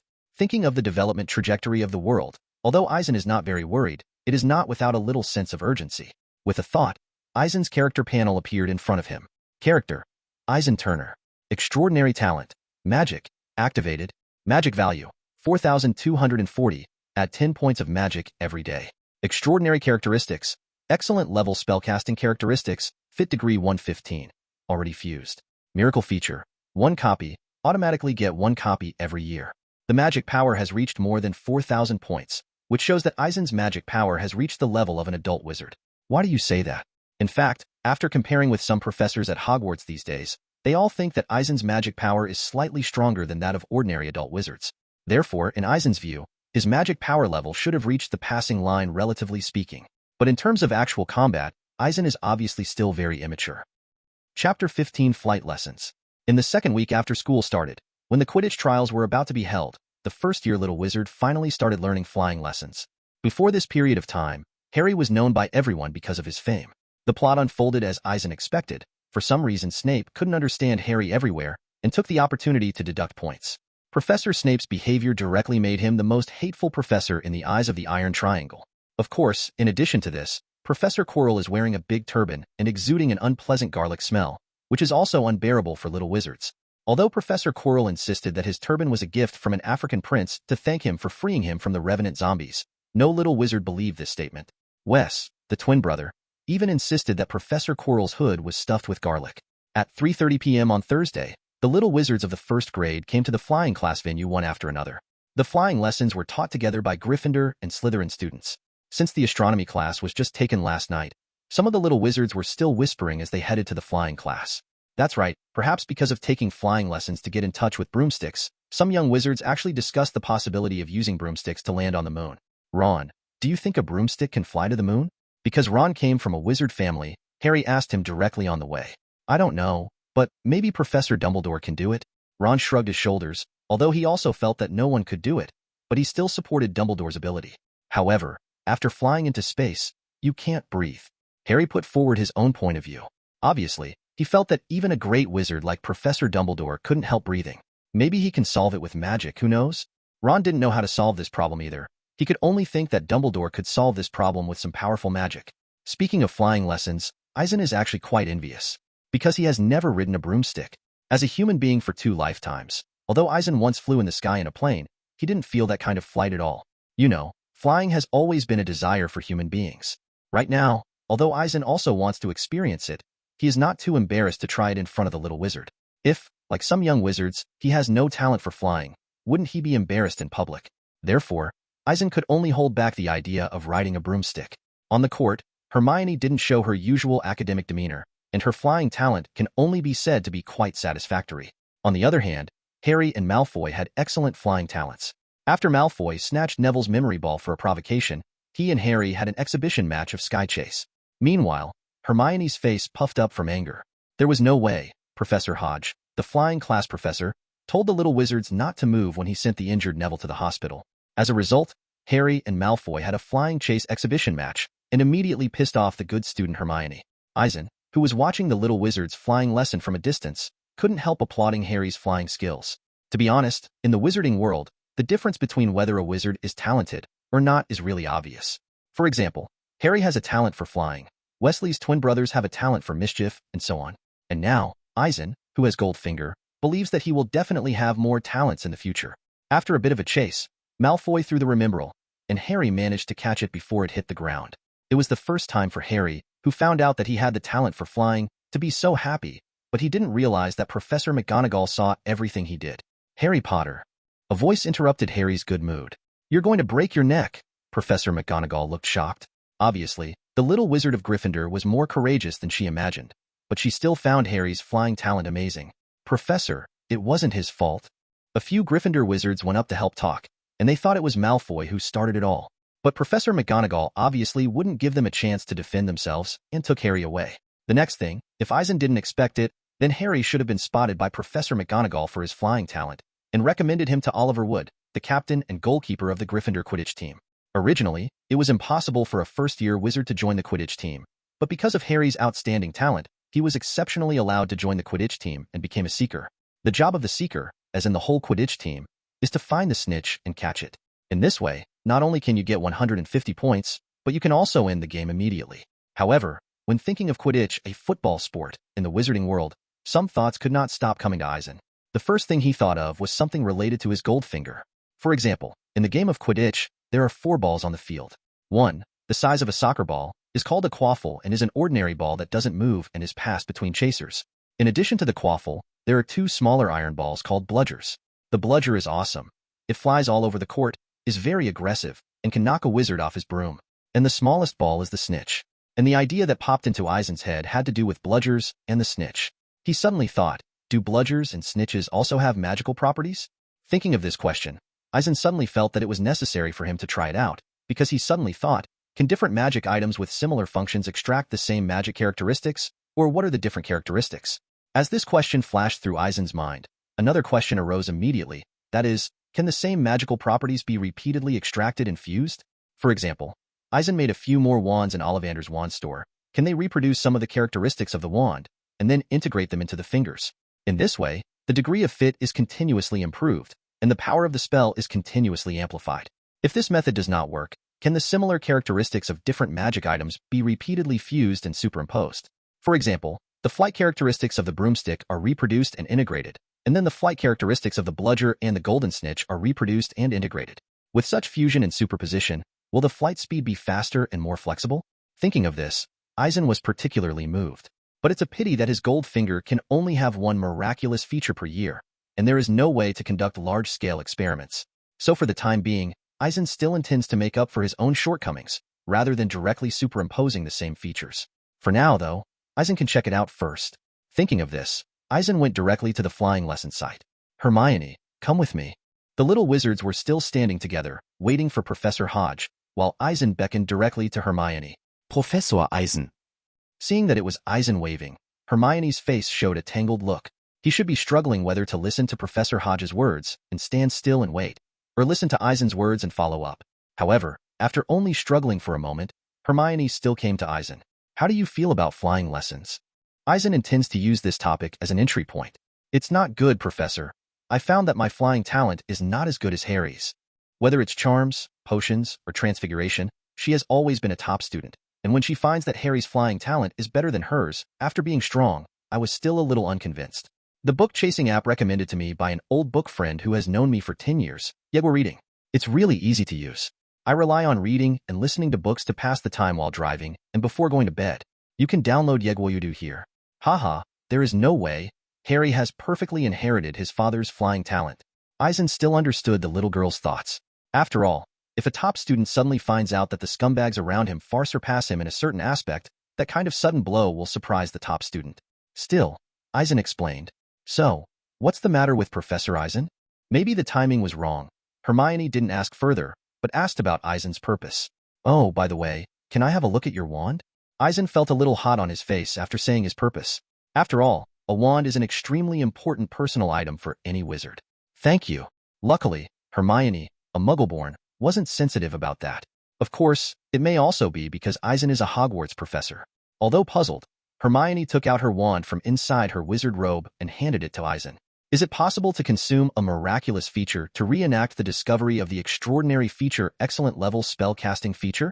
Sure enough, seeing the window that suddenly appeared in front of him, Eisen knew that the miraculous characteristics on him could replicate the spellcasting characteristics on different wands.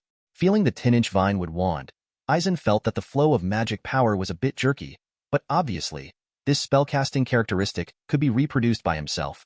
However, feeling the impact of the flow of magic power, Eisen became a little thoughtful.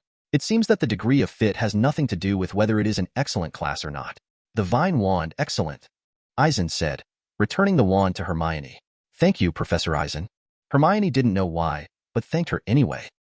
Chapter 16, Untraceable Stretching Curse. Hermione, do you know that you are a very good little wizard? And other professors have told me about this, and I think so too. Afterwards, Eisen said this to Hermione with a smile. In fact, the reason why he said this was that Eisen felt that giving her a little encouragement would also prevent her from being too stressed after being isolated by other little wizards. Perhaps, little wizards are more likely to feel Hermione's arrogance, but in Eisen's view, this is just the pride of a little girl. Being praised by Eisen, Hermione's face turned red immediately, and she even turned her head away, not daring to look at him again. Okay, let's go to class. Miss Hodge is coming back. Pointing to Professor Hodge walking in the distance, Eisen patted Hermione's head lightly with the other hand. Goodbye, Professor Eisen. Hermione shrank her neck, said something in a soft voice, and hurried back. Looking at the little wizard who turned away, the expression on Eisen's face gradually disappeared, revealing a pensive expression. Sure enough, the same spellcasting characteristics can be reproduced repeatedly. Eisen murmured. However, it seems that the characteristics of the same magic item cannot be repeated. For example, his own wand is still on his body now, but after the miraculous feature is restored, there is no prompt to find the spellcasting feature. In other words, no matter what characteristics a magic item has, it can only be reproduced once. However, Eisen still has no way to verify how far the same features can continue to be integrated. Forget it, we'll talk about it later. It was useless to think so much for the time being, and then, Eisen walked around to the library. That's right, since there is such a condition, then Eisen has to study hard. To be honest, there are many courses at Hogwarts, but there are some courses that Eisen is not interested in. For example, History of Magic. Eisen just briefly learned about it. Eisen didn't even learn herbal medicine and potions. In other words, currently the best app for reading and listening to books, Yegwa Reading, Yegwa do install the latest version. As for the Defense Against the Dark Arts class, since there are a lot of content on how to use potions to resist some black magic effects, Eisen studied a little bit. There is no way, because currently Eisen's energy is all focused on the two aspects of enchantment and transformation. Therefore, although his current strength is strong enough, as a qualified wizard, he is still far behind. After arriving at the library on the second floor of Hogwarts Castle, Eisen couldn't help but marvel. No way, there are thousands of bookshelves and hundreds of passages in the library. One passage after another extends inside, and it is even more difficult to determine how many books there are in total. You must know that at the beginning of the establishment of Hogwarts, the Big Four left behind many precious books. In addition, for thousands of years, Hogwarts has updated the library through regular purchases and donations from graduates.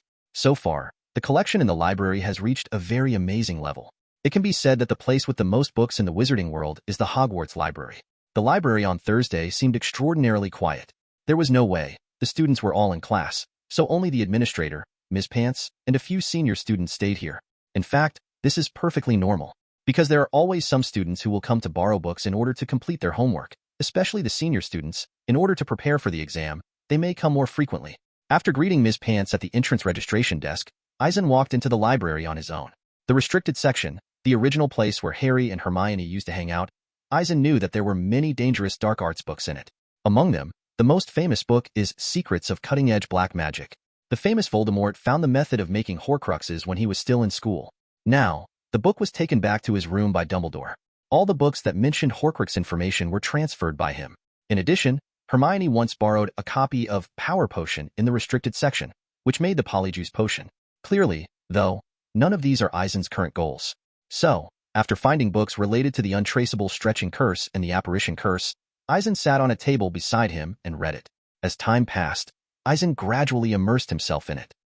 Professor Eisen, it's time for the library to close. A voice suddenly rang in Eisen's ears, which woke him up immediately. Okay, Miss Pants, it's okay if I want to borrow these 2 books. At this moment, Eisen realized that he had been addicted to the books for several hours. 8 o'clock in the evening is the time when the library closes. No problem, Professor Eisen, but please don't damage the books. Obviously, as a professor, Eisen has the authority to borrow books, but Miss Pants still dutifully reminded her.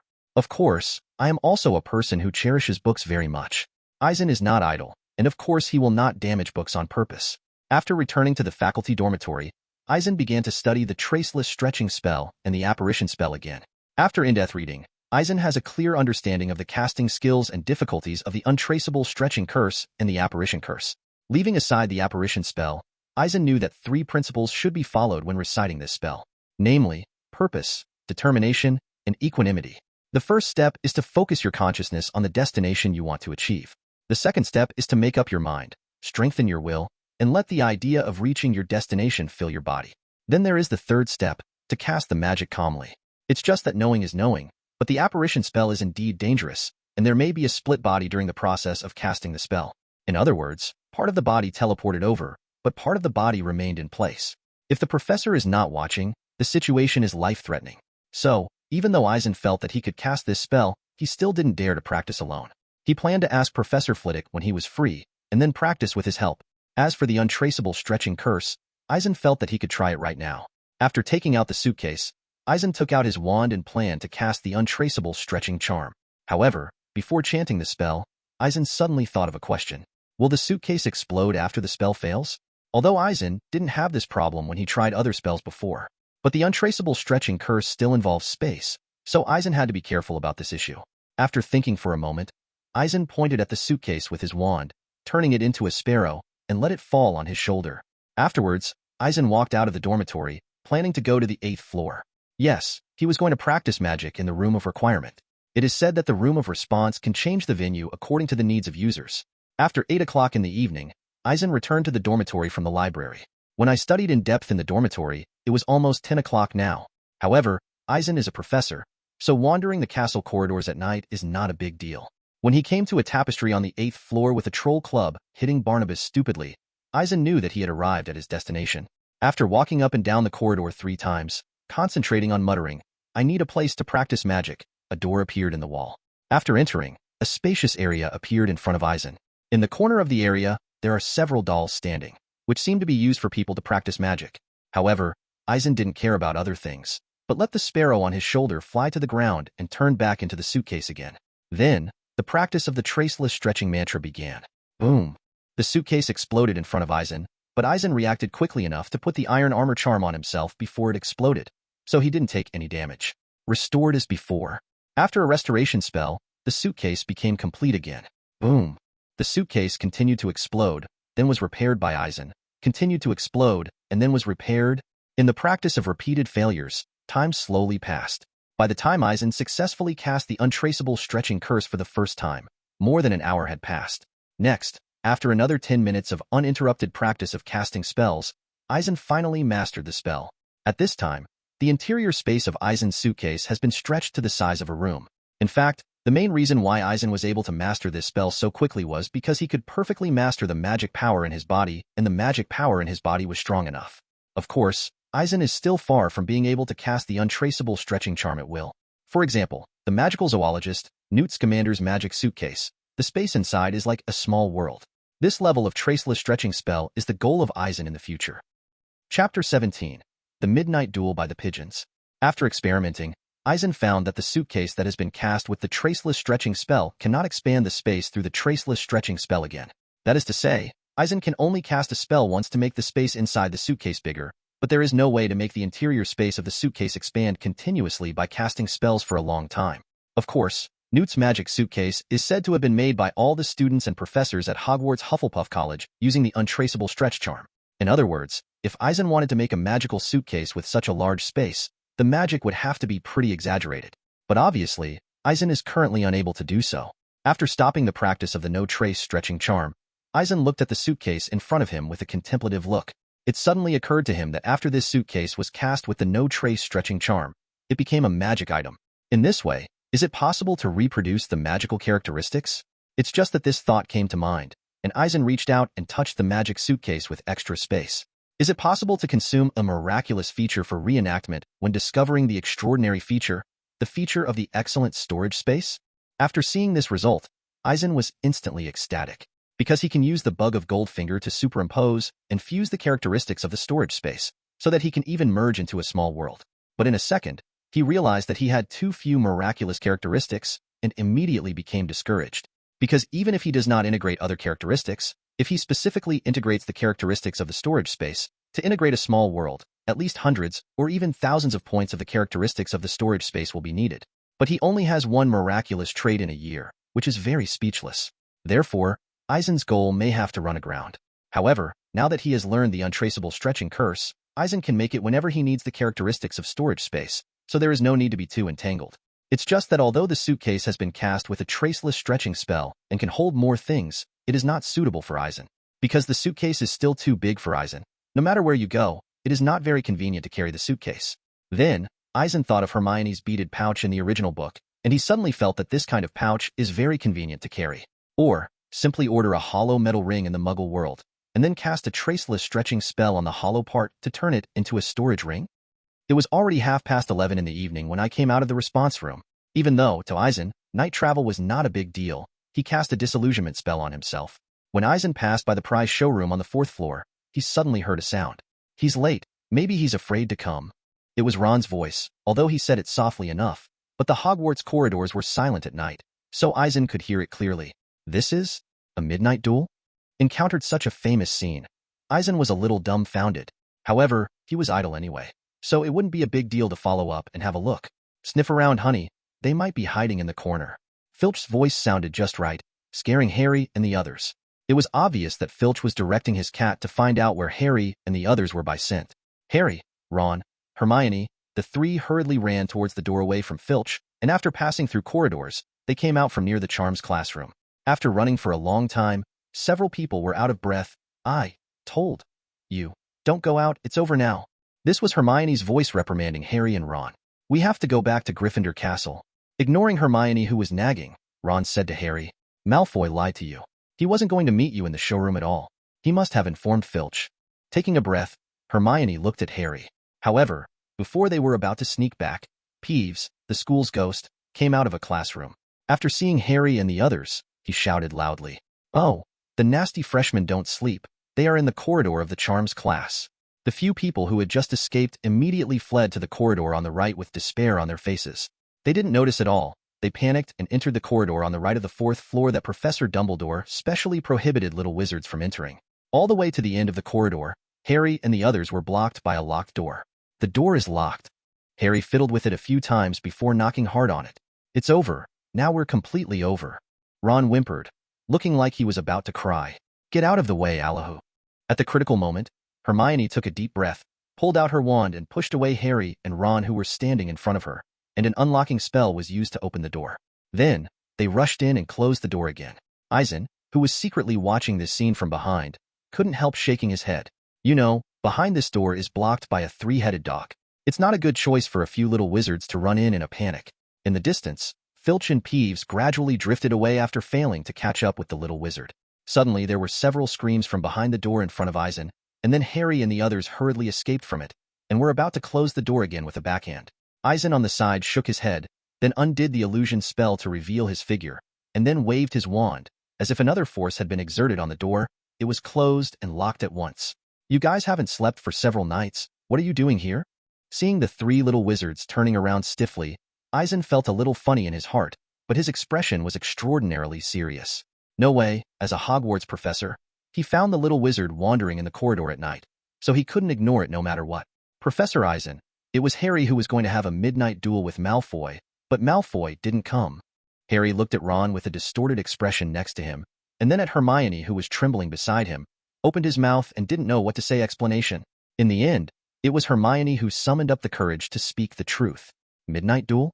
Well, little wizards are always impulsive, and I can understand that. As soon as the words finished, the 3 of them breathed a sigh of relief. Afterwards, Eisen continued, but, do you know where this is? The corridor on the right of the 4th floor is where Professor Dumbledore forbids little wizards to enter. For a moment, not only Hermione, but even Harry and Ron turned pale. At this moment, they suddenly thought of Professor Dumbledore's words about entering the corridor on the right-hand side of the 4th floor and dying in pain.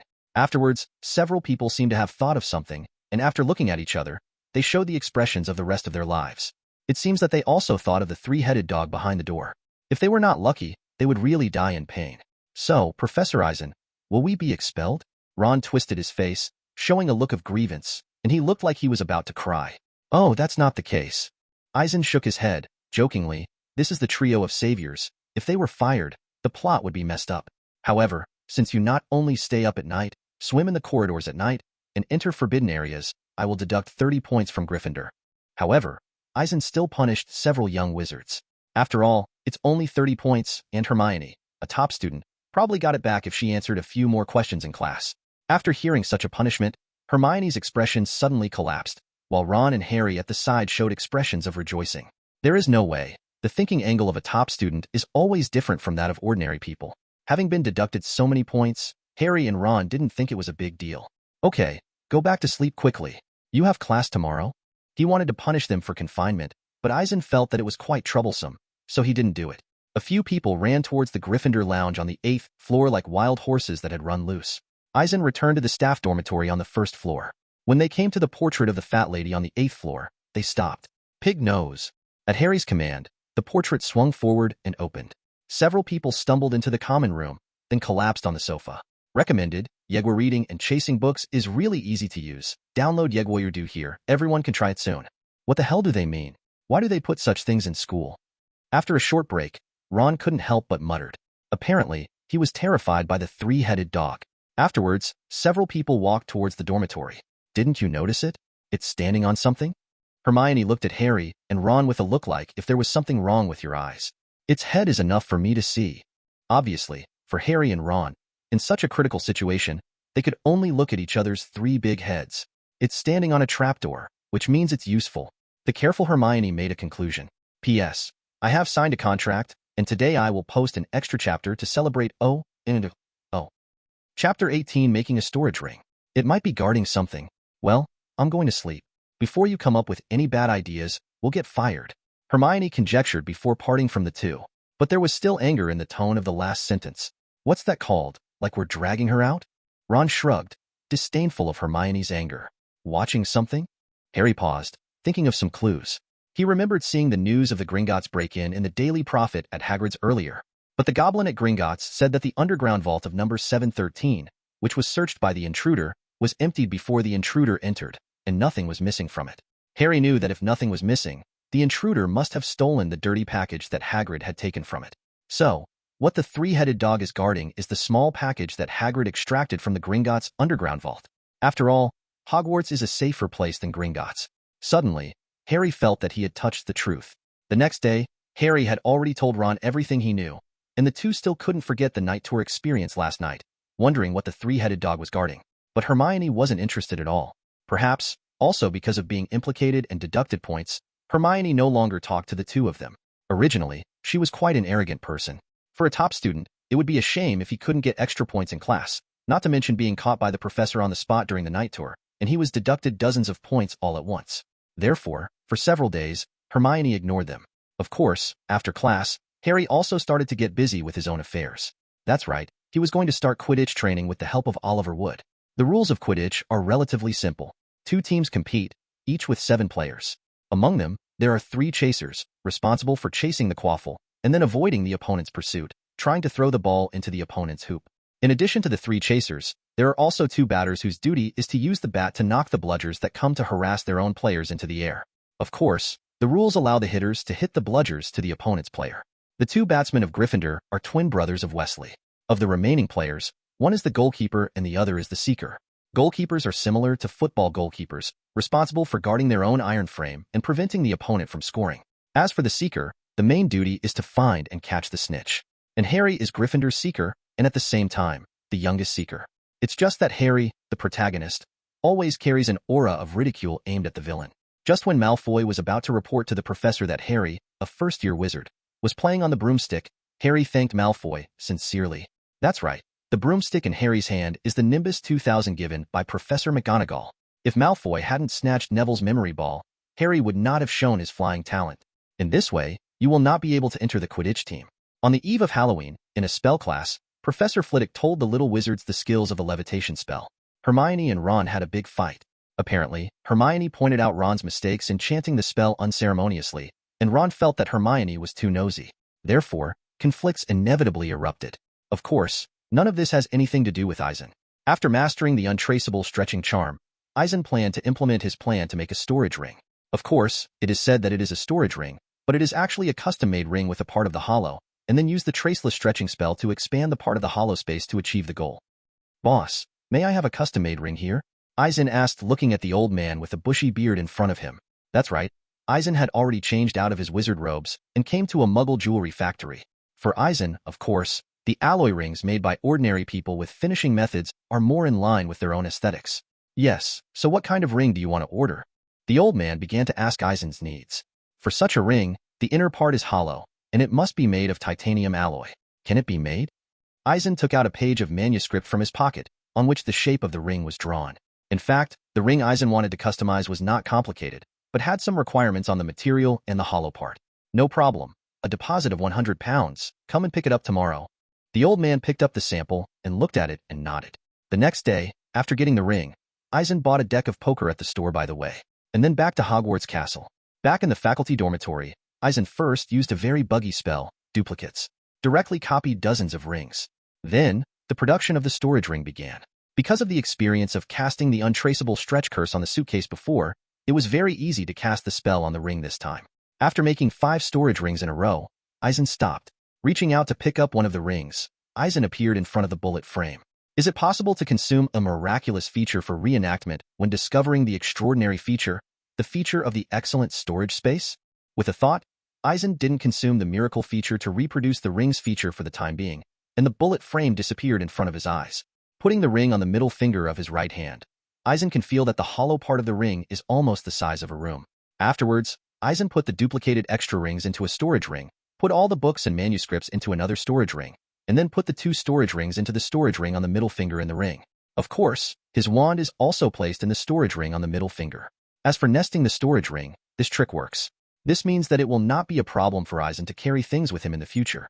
Next, Eisen started to use the copying spell frantically on the bought poker, and waited until the copied poker was filled with 2 storage rings before Eisen stopped. Eisen then placed the two poker-filled rings on the ring fingers of each hand. To say why Eisen did this, in fact, it originated from one of his thoughts. That's right, Eisen wants to use poker to fight. Of course, he is not a god of gamblers, and he can use card-flying skills to fight against the enemy. His main purpose is to use poker to transform into battles.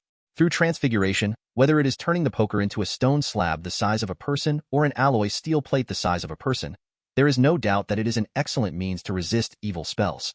Of course, if you attack, you can also turn the poker into a sharp blade. If Eisen's thinking is right, then he can throw poker from the storage ring when facing the enemy. Because for him, every poker thrown can become a prop to block or kill the enemy. After finishing his work, Eisen went to the room of requirement. Playing cards kept appearing in Eisen's hands, and while quickly flying towards the target, they either changed into sharp blades, thick and large stone slabs, or metal chains, etc. During the Transfiguration battle simulation, Eisen also tried out tactics against multiple enemies at once. It sounds complicated, but it is actually very simple for Eisen. It is to throw out several poker cards at the same time for deformation attack. In terms of defense, not to mention that you can put a powerful iron armor spell on yourself anytime, anywhere, and you can directly turn poker into an alloy shield in front of you. To be honest, I have been using Yegwa to read and read books recently, change sources, and read aloud with many timbers. Yegwa Udo Android and Apple are all available. After some practice, Eisen has become very proficient in the tactics he can think of. Eisen is very satisfied with his strength. He is confident that he can use this tactic to block most wizards, and he can also defeat or even kill most wizards. While Eisen was still not sure if he could beat Voldemort, he felt that his poker transformation would be fine against the opponent's jinx. Moreover, even in the face of Voldemort's killing curse, Eisen was confident that he could respond with his own nervous reflexes. Because whether it is dodging or using the transformation technique to conjure up obstacles to resist, he can do it all. However, despite having such knowledge, Eisen is still looking forward to entering the dueling club for actual combat. Unfortunately, we will have to wait a while. Chapter 19: The Troll. At this point, the Halloween dinner is about to begin. In addition to the professors sitting on it, the little wizards below were also whispering. After completing the practice of making storage rings and new tactics, Eisen came to the auditorium to help with the arrangement. Professor Eisen, have you had any difficulties in class recently? Dumbledore looked at Eisen, who was beside him. Unexpectedly, not long after sitting down, Dumbledore's voice came over. Oh, of course not. The astronomy class is relatively simple, and the students performed very well. Especially, Ms. Hermione Granger, she is a very good little wizard.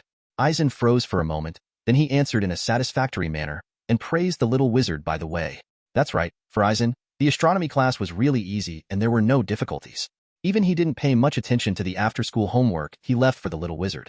After all, how the wizard landed on the moon is really not a simple question. Many little wizards didn't complete this assignment, but Hermione also submitted a related paper. But at the end of the argument, the conclusion is that wizards cannot go to the moon. Hermione Granger? Dumbledore also showed a look of admiration. That's right, astronomy class doesn't need to use magic, but Hermione's performance is amazing enough. Yes, since astronomy class doesn't involve magic, Eisen can only praise Hermione's learning ability. But isn't Hermione here now? While speaking, Eisen glanced around. They saw that Harry and Ron were eating and drinking, and even Neville, Moxie, and other little wizards were there. But they didn't find out where Hermione went. Could it be secretly crying in the toilet? The thought popped into Eisen's mind. Yes, he was busy with his own affairs, but he forgot that Audio-Technica was having trouble. Before Professor Dumbledore could continue his questioning, the door of the auditorium was suddenly opened, and then Professor Quirrell rushed in. He ran quickly to Dumbledore, leaned crookedly on the table, and then gasped and shouted, "The troll in the basement, I think I should inform you." Afterwards, Professor Quirrell tilted his head and fell to the ground, unconscious. The little wizards sitting below were silent for a while, and then they all screamed as if they had turned on a switch. As the little wizards stood up and ran in a panic, the scene became chaotic. Quiet. Seeing this, Dumbledore didn't even bother to talk to Eisen, and stood up directly to set himself a loud voice, and then yelled loudly. When Dumbledore's voice fell, the little wizards were instantly stunned. The scene became quiet again, and the little wizards also stood where they were, not daring to move. Please don't panic. Now, the prefects of all grades take the students of their own colleges back to the dormitory. The teachers follow me to the basement. Since something happened, the Halloween dinner can only end here. Under Dumbledore's arrangement, the students of each college walked towards the dormitory in an orderly manner under the leadership of the prefects. How did trolls get into Hogwarts? I don't know. The trolls must be incredibly stupid. Maybe they were let in by Peeves. Probably to spice up the Halloween dinner. Along the way, the little wizards were whispering. However, Eisen noticed that Snape quietly left beside him. He knew that Snape was planning to go to the closed room in the corridor on the right-hand side on the 4th floor to find out if it was Professor Quirrell's plan to lure the tiger away from the mountain, but he didn't expect to be bitten by the three-headed dog. Of course, since Eisen knew the development trajectory of the plot, he also did not follow Dumbledore and the others to the basement. Instead, on the way to the basement, he took the opportunity to mix with the crowd and walk towards the women's bathroom on the 2nd floor. That's right, Professor Quirrell told everyone that he saw the troll in the basement, but he didn't expect that the troll had already gone to the women's bathroom on the 2nd floor after such a short time. Before approaching the women's bathroom, Eisen heard exclamations and screams coming from inside. That was Hermione's scream and Harry's exclamation. "Run, Hermione." Harry's voice was full of anxiety. Not daring to neglect, Eisen's wand suddenly flashed out of the ring and he grabbed it in his palm, and then quickly walked towards the women's bathroom with the door wide open. Once inside, Eisen saw Hermione squatting under the sink in the corner, seeming to avoid the troll's pursuit, while Harry put his arms around the troll's neck and inserted his wand into the troll's nostril. At the critical moment, Eisen also ignored other things, for fear that the plot would not develop as in the original work and cause accidental casualties. So he immediately pointed with his wand to the wooden planks on the ground that were smashed by the troll. Next, under the astonished gazes of Hermione and Ron, the shattered planks quickly deformed and turned into chains of steel chains wrapped around the troll's body, and its waving arms were also tightly bound. "Come down quickly, Harry." Seeing the shocked faces of the three with their mouths wide open, Eisen was still a little smug. However, seeing Harry still hugging the troll's neck, his face darkened for a moment, and he hurriedly reminded him. After Harry ran in front of Ron, Eisen waved his wand again, and the giant club in the troll's hand rose into the air and turned into an iron rod, hitting the opponent heavily on the forehead. In an instant, the troll was stunned. Then, before Eisen could speak, footsteps came from outside. Eisen turned his head to look over, and as expected, Professor McGonagall rushed over, followed by Professor Snape, who didn't know when to come back, and Professor Quirrell, who didn't know when to wake up. Oh, Professor Eisen, what's going on?" Professor McGonagall was about to reprimand Harry and the others, but saw Eisen standing beside him, so he suppressed his inner anger and asked Eisen instead. "Well, I heard a dull sound of footsteps in the corridor just now, so I followed. When I was approaching the women's bathroom, I heard a cry for help inside. Then, when I rushed in, I saw Harry, Ron, and Hermione trying to deal with the troll, and I knocked the troll out in a desperate situation." Eisen briefly talked about the reason why he came here, and the cause and effect of the incident. Afterwards, Professor McGonagall and Snape squatted down to look at the troll, and both of them lingered for a moment on the steel chains that wrapped around the troll. "Well, Professor Eisen, very good transfiguration." Professor McGonagall stood up and nodded, as if accepting the statement. "Then, by the way, I also praised Eisen's transfiguration." Snape on the side also stood up, and though he didn't say anything, he gave Harry a hard look. "However, why don't you stay in the dormitory?" Professor McGonagall turned to look at the three little wizards. There was still a hint of anger in his tone. In other words, currently the best app for reading and listening to books, Yegwa Reading, Yegwa you do install the latest version. Because of this incident, Gryffindor will be deducted 15 points. Now, why don't you go back to Gryffindor Castle? Professor McGonagall continued without giving a few young wizards a chance to speak. Harry and Ron walked out with innocent faces, while Hermione pursed her lips, trying to explain, but finally closed her mouth. Eisen shrugged and had no opinion on Professor McGonagall's handling. Because of his intervention, the three little wizards had no chance to defend themselves. Not only that, Gryffindor was deducted points, and even Harry and Ron's heroic defeat of the troll was given extra points. "Then, I'll leave first." After the young wizards left, Eisen felt that he had nothing to do. As for what to do with the unconscious troll, that's up to Professor McGonagall. On the other side, in the packed Gryffindor common room, Harry and Ron and Hermione were eating and drinking. Although Ron lost the hero's chance to save the beauty, in the end, it was Harry and Ron's actions that delayed the troll's action, which allowed Eisen to save them. Therefore, with this shared experience, the relationship between Harry and Ron and Hermione eased a lot. "Thank you." After a thank you, Hermione ran away with her plate. The two, with their mouths full of food, looked at each other and shrugged their shoulders without saying anything. The cheers and laughter of the little wizards came from around, letting them know that the troll incident was over. Chapter 20. The Apparition Curse. After Halloween, time entered November, and the weather at Hogwarts suddenly became colder. For Hogwarts students, the most important thing right now is the Quidditch season. But for Eisen, the snow season fascinates him even more. Every morning, a thick layer of frost can be seen on the ground, and a thick layer of snow can be seen on the surrounding grass. Harry had been training for weeks since being recommended by Professor McGonagall to be Gryffindor's Seeker. Saturday was Harry's first official competition day. The opposing sides were Gryffindor and Slytherin. If Gryffindor wins, the Academy Cup name will be promoted to second place. But for Eisen, he doesn't care. Because he was learning the apparition charm from Professor Flitwick. Oh, Professor Eisen, the disappearing spell is a very difficult spell, but I believe that you must know how to cast this spell, right? After Eisen explained his purpose of coming, Professor Flitwick specially took him with him. Come outside the confines of the school. No way. Who made the whole of Hogwarts have an anti-apparition spell? Yes, apparition follows the 3D principles, destination, destination. But even so, it is very dangerous and requires someone to watch to learn. For the apparition spell, Eisen has long been researching up. Afterwards, Eisen began to practice the apparition charm in front of Professor Flitwick. Since Eisen knew enough about the apparition spell and was able to grasp the technique of casting this spell, it didn't take long for Eisen to completely master apparition. That's right, due to unaccustomed reasons at the beginning, when Eisen apparat, his fingers would split. Fortunately, Professor Flitwick is nearby and can help him deal with it in time. But after a few practice sessions, Eisen became proficient at apparating. Great, Professor Eisen. You have mastered this spell perfectly. Seeing that Professor Eisen only took half an hour to master this very difficult spell, Professor Flitwick couldn't help admiring. No, I feel like I'm still far behind, but I have to thank you, Professor Flitwick. Eisen shook his head. In fact, although Eisen joked with the little wizards in class about using apparition to go to the moon, but now that he has learned to apparate, he really wants to make it his goal to go to the moon. Therefore, Eisen felt that he was far from it. However, he expressed his gratitude to Professor Flitwick. However, what bothered Eisen was that even if he learned to apparate, he couldn't teleport in Hogwarts. He was envious of the house elf's gift of being unrestricted by Hogwarts magic. Of course, regarding apparition, Eisen suddenly had a doubt. That is, wouldn't it be more concealed if a wizard used the apparition charm first and then apparition? After thinking of this question, Eisen asked directly.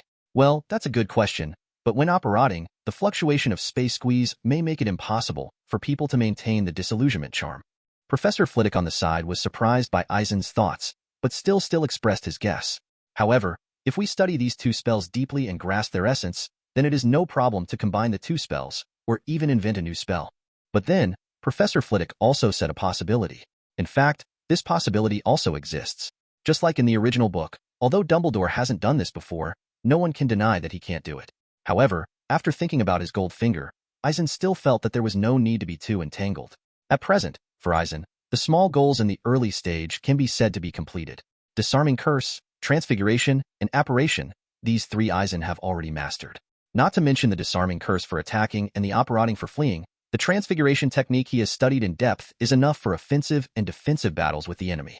Therefore, with these abilities, it is enough for Eisen to continue in-depth research and practice in the future.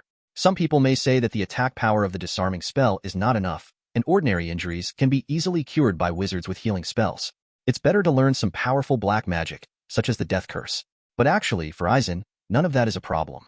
As time goes by, the magic power in Eisen's body will become stronger and stronger, and his overall physical fitness will also slowly increase.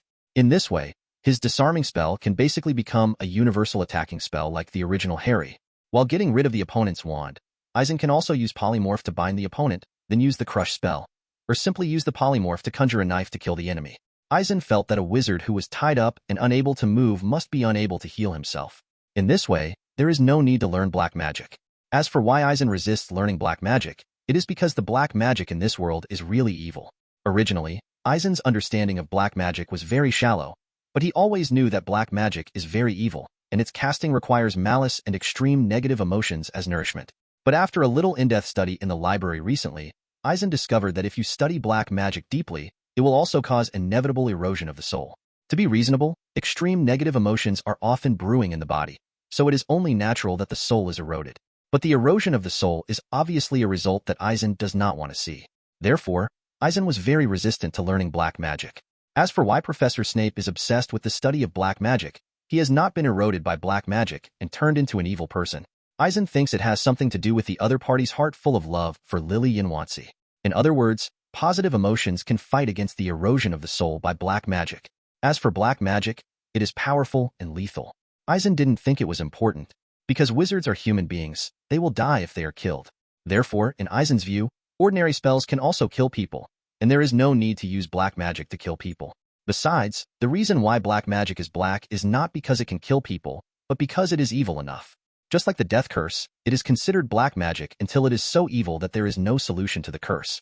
In other words, currently the best app for reading and listening to books, Yegwa Reading, Yegwa You Do install the latest version. Although Eisen thinks that his heart is full of sunshine and happiness, he still doesn't want to experience the feeling of using positive emotions to fight against black magic's erosion of the soul. After all, Eisen has Goldfinger in his body, so it's easy to become stronger. After saying goodbye to Professor Flitwick, Eisen returned to the staff dormitory. In the following time, in addition to using various spells in daily life, Eisen will also take time to practice the combination of transfiguration, disarm spell, and apparition outside of school. Of course, besides practicing, he also devoted part of his energy to studying Occlumency and Patronus charm. No way, although he wasn't worried about Dumbledore using Legilimency on him, he had to be wary of Voldemort. As for the Patronus charm, it is mainly to resist Dementors. Dementors are simply bugs in this world, and all spells, not even the unforgivable curse, can affect it in any way. It can be said that it is immune to all spells except the Patronus charm. Therefore, Eisen can only take time to learn these two kinds of magic. In addition, most of his time is spent on the research of magic props and alchemy. Just as Eisen was immersed in his own world, the Quidditch match was about to begin. Since Harry was busy preparing for the Quidditch match, Hermione not only helped him with his homework after Halloween, but also lent him a copy of The Origin of Quidditch. However, it is regrettable that perhaps it was the performance of several people at the Halloween dinner that disgusted Professor Snape even more, so Harry's Quidditch Origin was confiscated by him with an excuse. On Friday night, Harry planned to go to Professor Snape to get The Origin of Quidditch back, but he was surprised to see the picture of Professor Snape's leg dripping with blood. For this reason, not only did Harry not get his book back, but he was scolded by Snape instead. Fearing that his points would be deducted, Harry hurried back to the Gryffindor common room. At this time, Harry thought of a secret that the three-headed dog was guarding on the trapdoor, the troll that appeared on Halloween, and Snape secretly going to the third floor. Recalling Professor Snape's bitten leg, Harry felt that he had grasped the truth of the matter. Harry told Ron and Hermione all of his guesses. No, I know he's no good, but he's certainly not going to steal Professor Dumbledore's stash. Hermione offered her opinion, clearly disagreeing with Harry. But Ron thought Hermione was thinking too well, that all professors were good people, and he agreed with Harry. They just didn't know what exactly Snape was going to steal. Chapter 21: The Quidditch Match. On Saturday morning, although the weather was sunny, the cold still shrouded Hogwarts Castle. Eisen got up early in the morning, and when he was eating in the auditorium, he heard the little wizards around him constantly discussing about the Quidditch match. Everyone was discussing which house would win, Gryffindor or Slytherin. At this time, Eisen suddenly realized that the Quidditch match was about to start. At 11 o'clock, all the teachers and students of the school had come to the stands around the Quidditch pitch, and Eisen also came to the highest row. Looking around, Eisen saw the lively scene at the scene. A lot of students were sitting on the seats that were lifted into the air. It seemed that in order to better watch the game, they had to bring binoculars. Professor Eisen, do you also like Quidditch? A voice suddenly came from beside him. Eisen turned his head and saw that Hermione had also come to the top row. Followed by Ron, Neville, and others, unexpectedly, they carried a banner made of sheets, on which not only the words Potter must win, but also a Gryffindor lion drawn underneath. The paint on the banner has also been cast with a simple magic, shimmering with colorful light. Seeing this scene, the corners of Eisen's mouth couldn't help twitching. Cut. It's a child after all, childish. However, thinking so in his heart, Eisen replied, no, I prefer table tennis. Ping pong? What's that? Before Hermione could speak, Ron from behind asked first. Oh, I know. It's a kind of Muggle athletics. It's very popular in the Muggle world. Miss Know-It all looked at Ron with contempt. I don't know anything about table tennis. On the other hand, Wood was still talking about some preparations with Harry, who was about to appear, followed by Wesley's twin brothers and Angelina Johnson and others. Looking from a distance, one could see that whether it was Gryffindor's team or Slytherin's team, they all rode brooms and circled over the pitch. To be honest, as soon as this scene came out, it immediately caught Eisen's attention. Although he is not very interested in sports like Quidditch, it is very enviable for many people to fly around in the sky together. For a moment, even the attention of Hermione and the others were all attracted. Hi everyone. Welcome to Hogwarts' first Quidditch match of the season. Today is Slytherin versus Gryffindor. Accompanied by figures flying on the field, a recognizable voice resounded the whole pitch. That's right, Li Xiaodan is the narrator. Then, the entire academy on the field cheered. What amuses Eisen is that what Li is holding in his hand actually looks like a microphone. At this moment, Eisen thought of a good idea. That is to make a similar magic item, store the Scream of Mandela in it, so as to obtain the characteristic of screaming and dying of Mandela. Of course, this is just an idea. As for whether it can be realized, we have to experiment in the future. After the players from both sides came to the center of the court and landed, Li Xiaodan's voice sounded just right again. Players are on their positions. Mrs. Hooch is ready to kick off. Apparently, as a flying professor, Ms. Hodge was the referee for the Quidditch match. Listen, I hope everyone can participate in the game fairly and honestly. Seeing the players gather, Ms. Hodge said with a serious expression. After speaking, Ms. Hodge looked towards the Slytherin team, as if she was alluding to something. Then, Ms. Hodge blew the silver whistle in her hand. The Gryffindor and Slytherin players all rose from the ground with their broomsticks, and the bound bludgers and golden snitch also flew wildly on the court like wild horses that had run free. To be honest, I have been using Yegwa to read and read books recently, changed sources, and read aloud with many timbers. Yegwa Udo Android and Apple are all available. The quaffle was snatched by Gryffindor's chaser Angelina Johnson. What a good chaser that girl is, and she looks so charming. Lee Jordan's commentary voice came, but he digressed. Professor McGonagall couldn't help but reprimanded him. Jordan. Sorry, Professor McGonagall. Lee Jordan is a good friend of the Weasley twins, so Eisen has reason to believe that Fred and George have influenced Lee Jordan's jumping look. From the very beginning, the match between Gryffindor and Slytherin got very intense.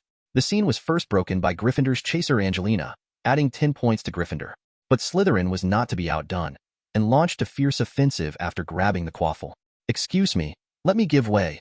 A tall figure came from the side. Hagrid. Both Hermione and Ron pushed their way towards Eisen, before making room for Hagrid to sit down. Professor Eisen. Harry, you haven't found the snitch yet, have you? While sitting down, Hagrid looked at Eisen and nodded, then raised his binoculars to look at Harry in the sky. Yeah, Harry's still in the air with nothing to do. Ron shrugged his shoulders and seemed dissatisfied with Harry's current performance. It doesn't matter. As long as there is no trouble, it's a good thing. Hagrid reached out and patted Ron on the shoulder, making him grin. Indeed, in Eisen's view, finding the snitch requires a very high level of vision from the seeker. Of course, after you see it, you have to find a way to catch it. You must know that the flying speed of the golden snitch is also very fast. Generally speaking, it takes a seeker to fly with all his strength on a broomstick to catch it. Moreover, the golden snitch is not only fast, but also has a very strong flexibility. Just like the bludger, which has a strong aggressiveness and will attack the wizard, the golden snitch will flash around and change directions flexibly, making it very difficult to catch. Thinking of this, Eisen felt that in addition to the flying characteristics provided by the broomstick, the golden snitch and the bludger are both good choices. Wait, is that a snitch? With Lee Jordan's surprised voice, Harry began to dive on his broom. That's right, when the eyes were on Harry, he could be found chasing a golden streamer. Gryffindor's seeker.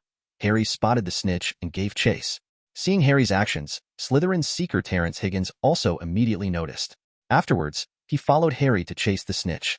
However, it is a pity that Harry met Slytherin who loves to play tricks, so after being bumped by Marcus, the snitch took the opportunity to disappear. Although, the Gryffindor team got a free throw, but Harry was in a bad mood. However, before he could continue chasing in the sky, he was taken aback by his own broom. All I saw was that Harry's broom was shaking back and forth, left and right, as if it was about to throw Harry directly to the ground. What's wrong with Harry's broom? Hagrid, who was keeping an eye on Harry, immediately noticed something was wrong. It's Snape. He's cursing Harry's broom. Hermione snatched Hagrid's binoculars and scanned the stands, noticing Professor Snape's mouth was moving. Later, Hermione told Eisen and Ron of her discovery. But for Eisen, who knew the plot early, he knew that the person who cursed Harry's broom was actually Professor Quirrell behind Snape. Snape was chanting, just helping Harry banish the curse from his broom. Then what should we do? Before Eisen could say anything, Ron, who was a little shocked by the result, immediately showed a worried look. There was no way. While the few people were talking, Harry was clinging to the broom like a sloth, writhing back and forth in the sky, looking very dangerous. Eisen frowned slightly, wondering if he should tell the two little wizards the truth of the matter. After all, spoilers are a matter of course for traversers. However, before Eisen could make a decision, Hermione at the side was very straightforward. I have a solution. Hermione made a decisive decision, nodded to Eisen and Ron, and left quickly. Chapter 22 Burning Snape. Harry kept rolling in the sky, and even fell off the broom, holding onto the broom tightly with only his hands. The thrilling situation made Gryffindor students exclaim, but Slytherin's side was full of voices of luck and misfortune. Hurry up, Hermione. Ron kept muttering from the sidelines, the worry on his face becoming more and more obvious. As for Eisen, although he didn't do anything else, he already had his wand in his hand. If Harry did fall off the broom, he would have cast the levitation charm just in time to keep Harry from falling to his death. On the other side, Hermione quickly ascended to the stand where Snape and Quirrell were. Since Eisen didn't have time to remind her this time, Hermione's target was still Snape instead of Quirrell. Since everyone's attention was on Quidditch, no one noticed Hermione's arrival. Then, Hermione cast a fire charm on Snape's robes in a low voice. Seeing the flames starting to burn, Hermione turned around and quickly fled the scene without caring about anything else. As in the original plot, after Hermione set Snape's robe on fire, only a few tens of seconds later, the surrounding faculty members discovered the problem. "It's on fire! Your robes are on fire!"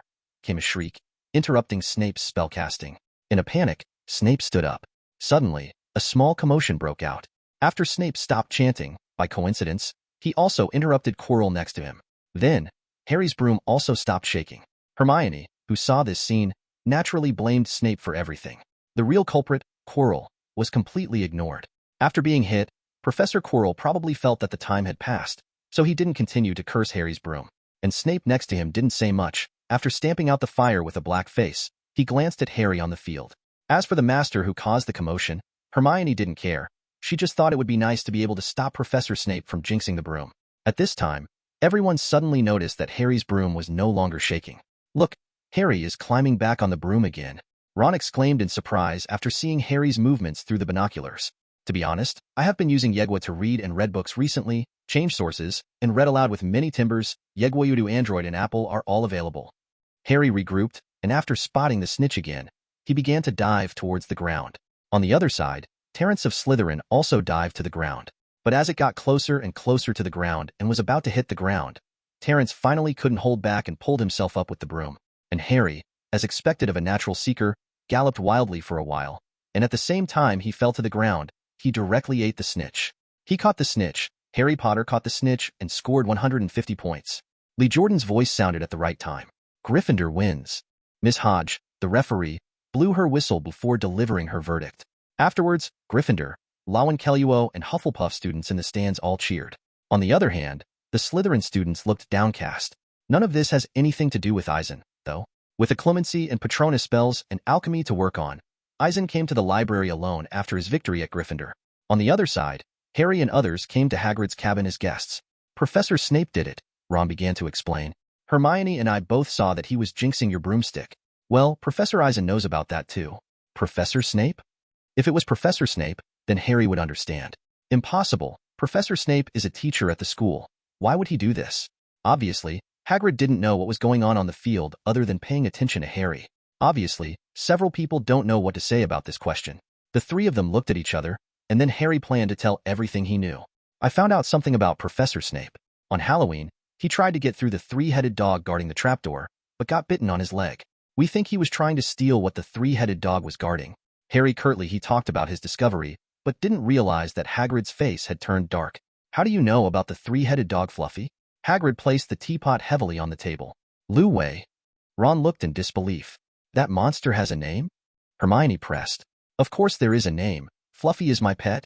Hagrid was easily diverted from the subject. "I bought it from an Irishman at the hotel last year and lent it to the Dumbledore caretaker." "Oh, I can't say it anymore. This is top secret. Don't ask any more." At the last moment, before Harry could ask, Hagrid had stopped the topic. "But, Hagrid, Snape wants to steal from Fluffy's guard." Harry wanted to convince Hagrid this way. "Impossible. Snape is a teacher at the school. Why would he do that?" Obviously, Hagrid disagreed with Harry's statement. Whether he is the school teacher or not, he jinxed Harry's broom. "I read it in the book. Snape's eyes were fixed on Harry. I saw it." Seeing Snape jinx Harry, Hermione said Snape's level of trust had plummeted. So, when Hagrid said that Snape was a school teacher, Hermione couldn't help but start to refute. "I'm telling you, you're wrong. I don't know why Harry's broom behaved like that, but there's no way Professor Snape killed a student." After taking a deep breath, Hagrid looked a little irritable. "That's a very dangerous thing. It's not your turn to intervene. Forget Lu Wei, forget what it's guarding. That's a secret between Dumbledore and Nicole Flamel." "Nicole Flamel?" A stranger's name popped out of Hagrid's mouth, making Harry even more suspicious. "Oh, Merlin's beard." Hagrid patted his forehead annoyed, a little angry with himself. He didn't expect that he accidentally slipped his tongue. Then, Harry and Hermione and Ron were kicked out by the irascible Hagrid. Who is Nicole Flamel? On the way back to Gryffindor Castle, Harry looked at Hermione, hoping that Miss Know-It-All would know. "I don't know," Hermione shrugged. It was obvious that the know-it-all was useless at this point. In the days that followed, the trio ran into the library during breaks or after class, trying to find information about Nicole Flamel, but they found nothing.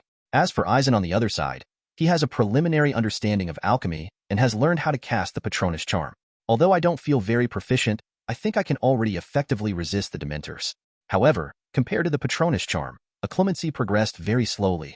No way. The entry requirement for occlumency is to empty the brain as much as possible. This kind of practice requirement is extremely difficult in Eisen's view. There is no way, as an adult, especially a traveler who has been baptized by the information explosion, it is too difficult to achieve this level. Fortunately, in the end, Eisen still found a way from Taoism's tranquility and samadhi, and only a little bit of results were obtained. But it's still a long way from practicing occlumency. However, Eisen couldn't help sighing every time he thought about the difficulty of learning. Although his gold finger can continuously increase the magic power in his body, and can also reproduce the characteristics of magic props, but it cannot directly display the skills, nor can it directly add points to improve skills. If it is really possible to add points to improve skills, Eisen is confident that he can directly point all the spells he knows to the full level. In that way, the apparition charm can not only travel back and forth between the Earth and the Moon, but can even jump freely between major galaxies. But it's a pity that his gold finger is not so convenient, and he can't directly raise his combat power to a level beyond the ceiling of the wizarding world. What a shame. Chapter 23: The Adoration of Hermione. As December approached, Hogwarts students began to have fun. Because, in the second week, they will tell their deans whether they will stay for Christmas. That's right, some Hogwarts students had to stay in Hogwarts. Just like Harry Potter, he lived in his aunt's house on Privet Drive since he was a child, but he remembered very clearly how his aunt's family treated him, so he had no desire to go back for Christmas. So, when Professor McGonagall went to Gryffindor Tower to register the students staying for the holidays, Harry signed his name without hesitation. Knowing that Harry would choose to stay in school for Christmas during the holidays, Malfoy even made fun of Harry, saying that his family didn't want him. But Harry didn't care one bit, because he really thought his Christmas at Hogwarts was the best experience of his life. The rest of the students were impatiently waiting for the holidays, but Ron was the only one who was by Harry's side. Originally, Ron was going home to spend Christmas with his family, but this year Ron's parents had other plans. The Wesleys are going to visit Charlie Wesley in Romania. Because of this, not only Ron is going to stay and spend Christmas with Harry, but even his twin big brother is going to stay too. As for Hermione and the trio, she has no plans to stay at Hogwarts for Christmas. To be honest, as a young wizard who left home to study magic for the first time, Hermione really wanted to go home and show off to her parents. A week before Christmas, with the end of the last potions class, the first half of the term for the little wizards was completely over. Hogwarts School, on the other hand, began to hold a Christmas dinner for little wizards who planned to stay in school for Christmas. When Eisen came to the auditorium, he saw a busy scene in front of him. Hagrid placed a Christmas tree in the corner of the auditorium under the command of Professor Flitwick, followed by the trio of the Redeemers. Professors McGonagall and Flitwick used magic to decorate the Christmas decorations. After a series of magical lights flickered, the auditorium became beautiful and spectacular. The walls were hung with holly and mistletoe festoons, and Hagrid brought a dozen Christmas trees with tiny icicles hanging from them, some with hundreds of candles suspended from them. Hagrid, Professor McGonagall, Professor Flitwick, Merry Christmas. After entering the auditorium, Eisen immediately greeted several people. Then, maybe the layout of the auditorium was not spectacular enough, so after the voice fell, Eisen took out his wand and waved it at the ceiling. For a moment, a bright light began to flicker from the top of the head, and a little bit of starburst emerged and then changed. In the blink of an eye, a miniature galaxy formed, slowly hovering above everyone's heads. Wow, it's really great. Harry and others were amazed by the change in the ceiling above his head. Indeed, although what hovered above their heads was only a miniature of the Milky Way, the shock and mystery of watching the starry sky up close still filled everyone's hearts all of a sudden. Professor Eisen, Merry Christmas. Professor McGonagall, Professor Flitwick and Hagrid greeted Eisen, one after another. I have to say, Professor Eisen, your idea is very good. I think you can do this in future Christmas dinners. Maybe seeing the effect of this magic is amazing enough, Professor Flitwick immediately praised. While speaking, Professor Flitwick also used his wand to create golden bubbles and hung them on the last Christmas tree that Hagrid brought. Oh, that's really my honor. Eisen nodded, and the smile on his face became more and more obvious. Professor Eisen, are you going to stay at Hogwarts for Christmas? Hermione asked Eisen suddenly. Oh, of course not. I'm planning to leave school during the holidays. Just in these 2 days. Although she didn't understand what Hermione's plan was, the news of Eisen's leaving school was not impossible to tell. So, Professor Eisen, may I ask you a question? Hermione had a look of anticipation on her face. Of course it's okay. Just tell me. Eisen noticed that after Hermione asked this, Harry and Ron on the side also showed a trace of expectation. Obviously, this seems to be a question about the trio asking for help. It's still half an hour before dinner time. How about we go to the library? Looking at Professor McGonagall at the side, Hermione suddenly realized that this was not a good place to talk. Just realizing this problem, Hermione blushed a little, as if she felt a little embarrassed to let Eisen follow her. No problem, I'm going to the library too, and I'll talk to you guys. After pondering for a while, Eisen nodded. Come on, Harry, Ron. Hermione's face lit up when Eisen agreed, and she winked at Harry and Ron.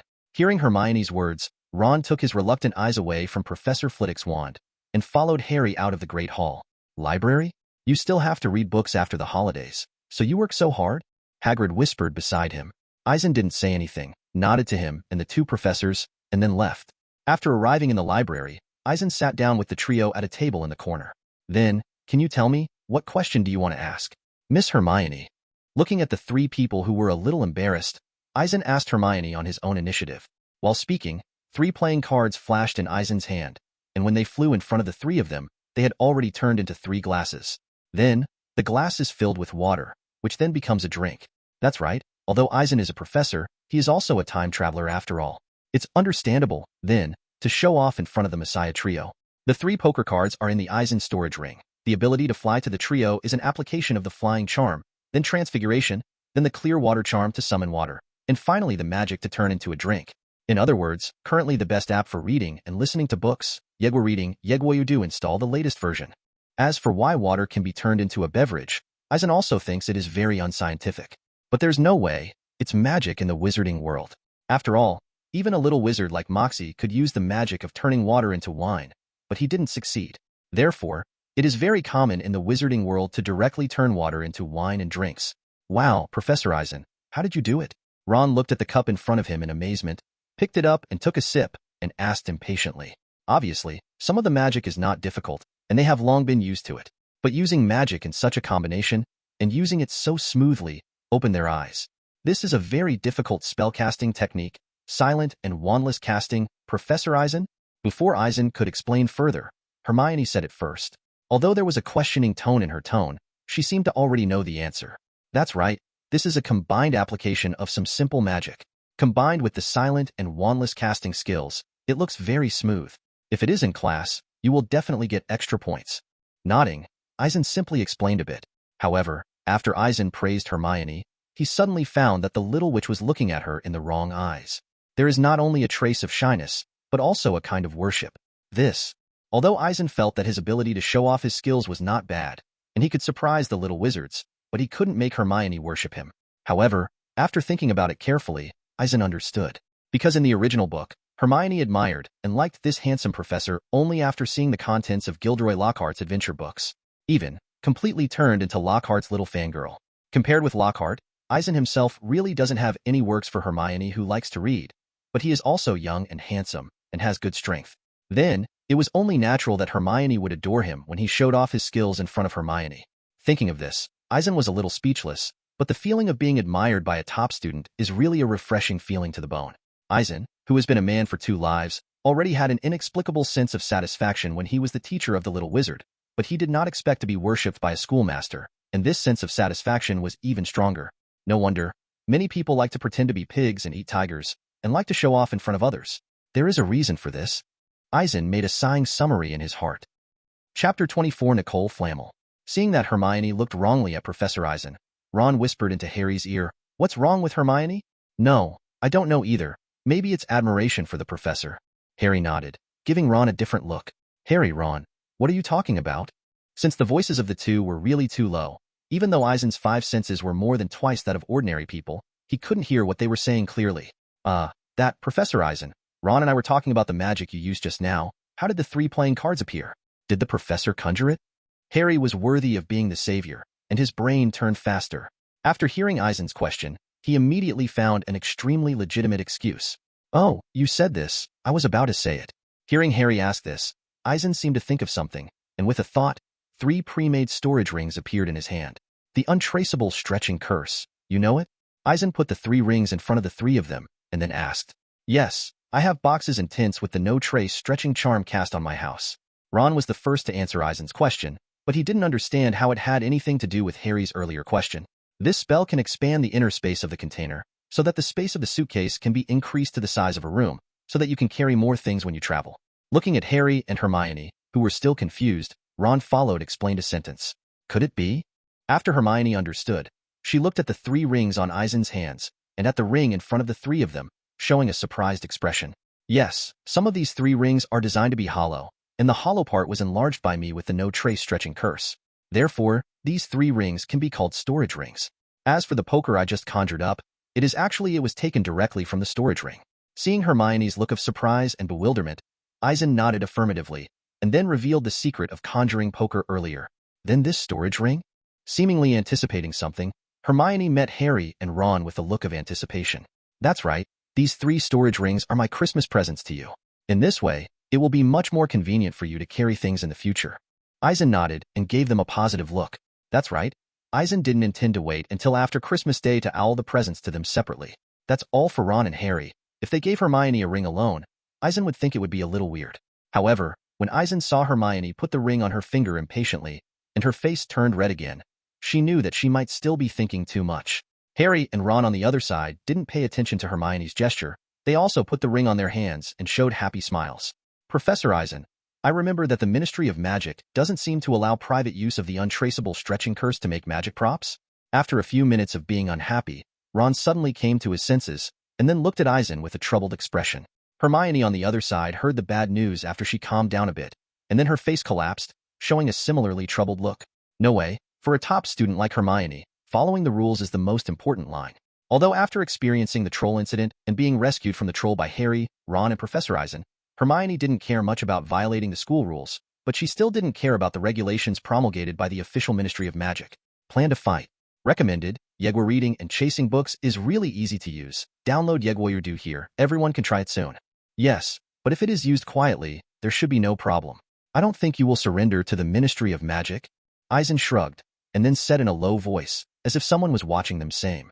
Seeing Professor Eisen's performance like this, the 3 of them breathed a sigh of relief, and then showed surprised expressions on their faces again. By the way, Hermione, what were you going to ask in the auditorium earlier? After the joy on the faces of several people subsided, Eisen looked at Hermione. As soon as this topic was brought up, Hermione immediately showed a cautious look. Even Harry and Ron next to her were the same, as if to say something confidential next. Professor Eisen, do you know Nicole Flamel? Hermione's voice lowered unconsciously. Harry and Ron on the other side also showed expectant looks. So this is After hearing Hermione's question, Eisen immediately thought of what was going on. Clearly, the trio had heard about Nicole Flamel from Hagrid. It's just that they couldn't find any information about Nicole Flamel from the library, so they thought of asking him. Yes, that's right. Ever since Hagrid leaked the word, Hermione and the others have been looking for Nicole Flamel's name in the book. But unfortunately, they haven't found it after searching for a long time. Books such as Great Wizards of the 20th Century and Directory of Famous Contemporary Magicians do not have Nicole Flamel's name. Seeing that it was almost Christmas, they still had no clue. So, after meeting Eisen, Hermione decided to ask him. Nicole Flamel? Eisen showed a puzzled expression. Although he knew why the trio asked for this name, he couldn't pretend to have expected everything, so he showed a puzzled expression appropriately. Then he continued to ask, where did you hear this name? Why did you ask him? After hearing Eisen's words, Harry and the others not only did not feel lost, but became excited instead. Because judging from Professor Eisen's question, he must know about Nicole Flamel's situation. Professor Eisen, that's right. Remember when Snape jinxed Harry's broom on the Quidditch pitch? Hermione started by mentioning what Snape had done. Then he told all about how the troll was brought in by Professor Snape to cause chaos, and he was bitten by a 3-headed dog when he went to steal something. In other words, you think what Professor Snape wants to steal is the secret of Headmaster Dumbledore and Nicole Flamel? After listening to the little wizard's speculation, Eisen sucked his teeth subconsciously. No way, for Eisen who knew the truth a long time ago, he really admired the reasoning ability of several people. It's obviously a wrong truth, but it is speculated by several people that it is reasonable and reasonable. If Eisen didn't know the truth, he might be convinced by their speculation. Yes, Professor Eisen. So we're looking for Nicole Flamel? Harry on the side was very concerned. After all, in his eyes, Snape was a villain, and he must not be allowed to get his way in school. Are you going to deal with Professor Snape? It's not okay. It's too dangerous. You should tell Professor Dumbledore all of this. Although he knew that Snape really meant nothing to them, Eisen didn't intend to tell them. Instead, a more simple and crude solution was proposed. But Professor Dumbledore won't believe it. Ron retorted from the sidelines. He's not like Professor Eisen who saw Snape hex Harry's broom on the Quidditch pitch. That's why he believed us. Hermione nodded and looked at Eisen again. Damn it, what I see on the Quidditch pitch is not real. Eisen complained in his heart, but he didn't intend to expose the truth of the matter directly. Okay, but I can't tell you too much. It's too dangerous. Afterwards, Eisen was going to give them a sideways nod, and seeing a few people nodded, Eisen continued, Harry, do you still remember you from Chocolate Frog? Is it the first card collected inside? Professor Dumbledore, the first wizard card I got was Dumbledore, Harry gasped at this point, then looked up at Hermione and Ron. I think I've found him. Harry showed a look of surprise. I saw it on the train, on the card about Professor Dumbledore's introduction. Dumbledore's well-known contributions include defeating the dark wizard Grindel in 1945 who discovered 12 uses of dragon's blood, and partnered with Nicole Flamel in alchemy. After listening to Harry's words, Hermione and Ron showed surprised expressions. Obviously, they didn't expect to find the name Nicole Flamel so quickly. Professor Eisen. Immediately afterwards, Harry looked at Eisen again, as if he wanted to know more. Okay, let's stop here. Now that you know Nicole Flamel, you should find out everything soon. I believe you can do it. Interrupting what Harry was about to say, Eisen told them some encouragement. To be honest, the reason why Eisen didn't tell them the result directly. On the one hand, Eisen believed that with the information he provided, Harry and the others could easily find out everything they wanted to know. On the other hand, Eisen feels that the trio trains themselves bit by bit like the original work, which is the best way to grow. Chapter 25 Entrustment. The sense of urgency between Harry and Ron and Hermione has dropped a little since Harry got the tip from Eisen and learned more about Nicole Flamel. While I'm not around, you guys have to keep looking. Once you have more news, you can write to send an owl to tell me. Before parting, Hermione urged Harry and Ron. Of course, you can also ask your parents to see if they know Nicole Flamel. Ron nodded and said, it's safe to ask them. Yes, very safe, because they are all muggle dentists. After making some promises, Hermione left with her suitcase. Recommended, Yegwa reading and chasing books is really easy to use. Download Yegwa here, everyone can try it soon. However, as soon as Hermione left school, Harry and Ron played wildly in Hogwarts like wild horses. Not only do they have free command of everything in the dormitory, but they can also occupy more comfortable armchairs by the fire in the common room. Basically, Harry and Ron didn't think much about Nicole Flamel anymore. After all, it seemed to them that Hermione was enough for the matter. One day, when Eisen came to the Gryffindor common room, he found Harry and Ron sitting by the fire eating all the food that could be poked with a skewer. While eating, he was still playing wizard chess. Apparently, it was Ron who was teaching Harry how to play wizard chess. Eisen knew that although Ron had no obvious advantages in the trio, he was extremely talented in wizard chess. In Eisen's memory, when the trio passed through the trapdoor to the wizard chess level, they relied on Ron's command and sacrificed their own pieces to let Harry pass the level. Of course, Eisen also knew that wizard chess was no different from chess in the Muggle world. The only difference, perhaps, is that the pieces of wizard chess are alive. It can make people feel like they are really commanding the battle when they are playing chess. Harry, Ron, are you playing wizard chess? Coming straight to the two, Eisen sat directly on an armchair. Yes, Professor Eisen. Harry saw that it was Eisen coming, but he didn't feel the slightest embarrassment. Are you planning to stay in school for Christmas? Eisen asked, even though he knew the situation of the two of them. Yes, the Dursleys are terrible. I don't want to go back for Christmas. After finishing speaking, Harry briefly introduced how terrible the place he grew up in was. No way, because his uncle and aunt were too harsh on him, so he thought it would be a better choice to stay in Hogwarts for Christmas. My parents are going to visit Charlie in Romania, so Fred, George, and I have to stay at school. Seeing Eisen looking at him, Ron also explained why he stayed at school. So, do you know where Fred and George are? I have something to do with him. Seeing Ron mentioning his twin big brother, Eisen took the opportunity to explain his purpose. The professor wants to find Fred and George? Ron put down the pawn pieces in his hand, and after looking at Harry, he showed a puzzled expression. Yeah, you know, they're talented at mischief, so I'm going to talk to them about something.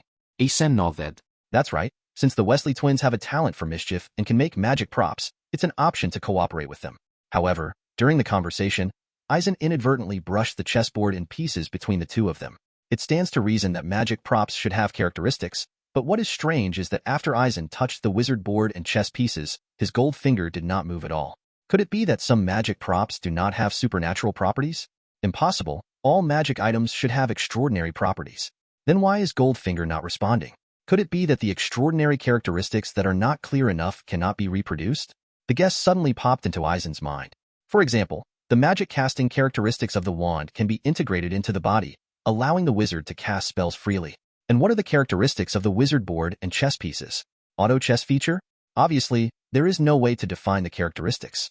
Thinking of this, a thoughtful look flashed in Eisen's eyes. Did they play a prank on Professor Eisen? While speaking, a gloating expression suddenly appeared on Ron's face. Obviously, he thought Eisen was going to settle accounts with Fred and George. No, just talk to them. Have you seen them both? Suppressing all the thoughts in his mind, Eisen said that he had business to talk to them. That's right. At the level of Wes's twin brothers, can they prank him? Obviously impossible. Professor, you can go to Hagrid's cabin to look for it. Maybe Fred and George are there? After hearing Eisen's words, the schadenfreude on Ron's face disappeared immediately. What did they go to Hagrid's for? Yes, Eisen was very curious about that. After all, he never imagined that the two brothers could get along with Hagrid. Who? As if hearing something funny, after Harry and Ron looked at each other, they suddenly burst out laughing. Professor Eisen, it's Fred and George, who had enchanted the snowball during their snowball fight some time ago, and made the snowball chase Professor Quirrell around and hit the back of his hooded head. Afterwards, Frida and George were punished and locked up. Now, Hagrid asks them for help whenever he can do any physical work. It took a long time for the two of them to stop laughing, and then Harry told everything. Well, then I'll go to Hagrid's. Hearing Harry's answer, Eisen almost couldn't hold back his laughter and quickly pretended to be coughing and nodded to the two of them. He turned around and walked outside. Come to think of it, the Weasley twins could indeed do this kind of thing. Too bad they didn't know that Quirrell had Voldemort's face on the back of his head. Otherwise, they will definitely think that even solitary confinement is worth it. Thinking of this, Eisen felt that they might be the first people who dared to directly attack Voldemort. Fortunately, the purpose of Voldemort leaning over Quirrell was to find the Philosopher's Stone. Otherwise, Fred and George would have been killed if he got angry. After going downstairs, before Eisen reached Hagrid's hut, he saw Fred and George walking this way from a distance. Taking a closer look, the two of them were stained with a lot of snow, as if they had rolled in the snow. Even their brown hair looked a little wet, and they looked a little embarrassed. Fred, George, what are you doing? Eisen greeted the two of them directly after seeing them. Oh, Professor Eisen, that's right. We were having a snowball fight just now. Eisen seemed a little surprised why he greeted them suddenly, but the way and tone of the brothers' words still made Eisen feel a little jump take off. So, why is Professor Eisen looking for us? Seeing the smile on Eisen's face, the Weasley twin brothers asked after an explanation. Yes, I heard that your prank talent is very good, so I want to entrust you to make 2 magic props. Eisen showed a meaningful smile on his face. One of them is a boxing telescope. When looking through the telescope, a fist will come out and punch you in the eye. Wow, that idea it's just awesome. The perfect prank prop. Professor, can you authorize it for us to make and sell? That's right. How about a 50-50 share of the sales profit after the product is produced? The two spoke to each other very fast. If Eisen hadn't lived in this life for 19 years, and his physical fitness had more than doubled, he might not have understood what they were talking about. Of course it's okay, but another magic item. It was Eisen's bad idea to give them the idea of Weasley's twin brothers. Okay, what is the other prank prop? The two just got a new idea, and after hearing Professor Eisen's words, they couldn't wait to know another idea. In this way, you have to add a see-through function that can be turned on or off actively on my telescope without changing its basic effect. Eisen said, taking out his own brass telescope from the storage ring, then handed it to Fred. After hearing Eisen's request, Fred and George were taken aback for a moment, and then their eyes lit up a lot. No problem then. Shall we give it to you next semester? The two of them looked at each other with weird smiles, and then winked at Eisen, as if an old driver knew it. Okay, you can give it to me next semester. Nodding, Eisen said very calmly. As for the strange expressions of the two, Eisen certainly knew what they were thinking, but this kind of thing was getting darker and darker, so it was better to ignore it.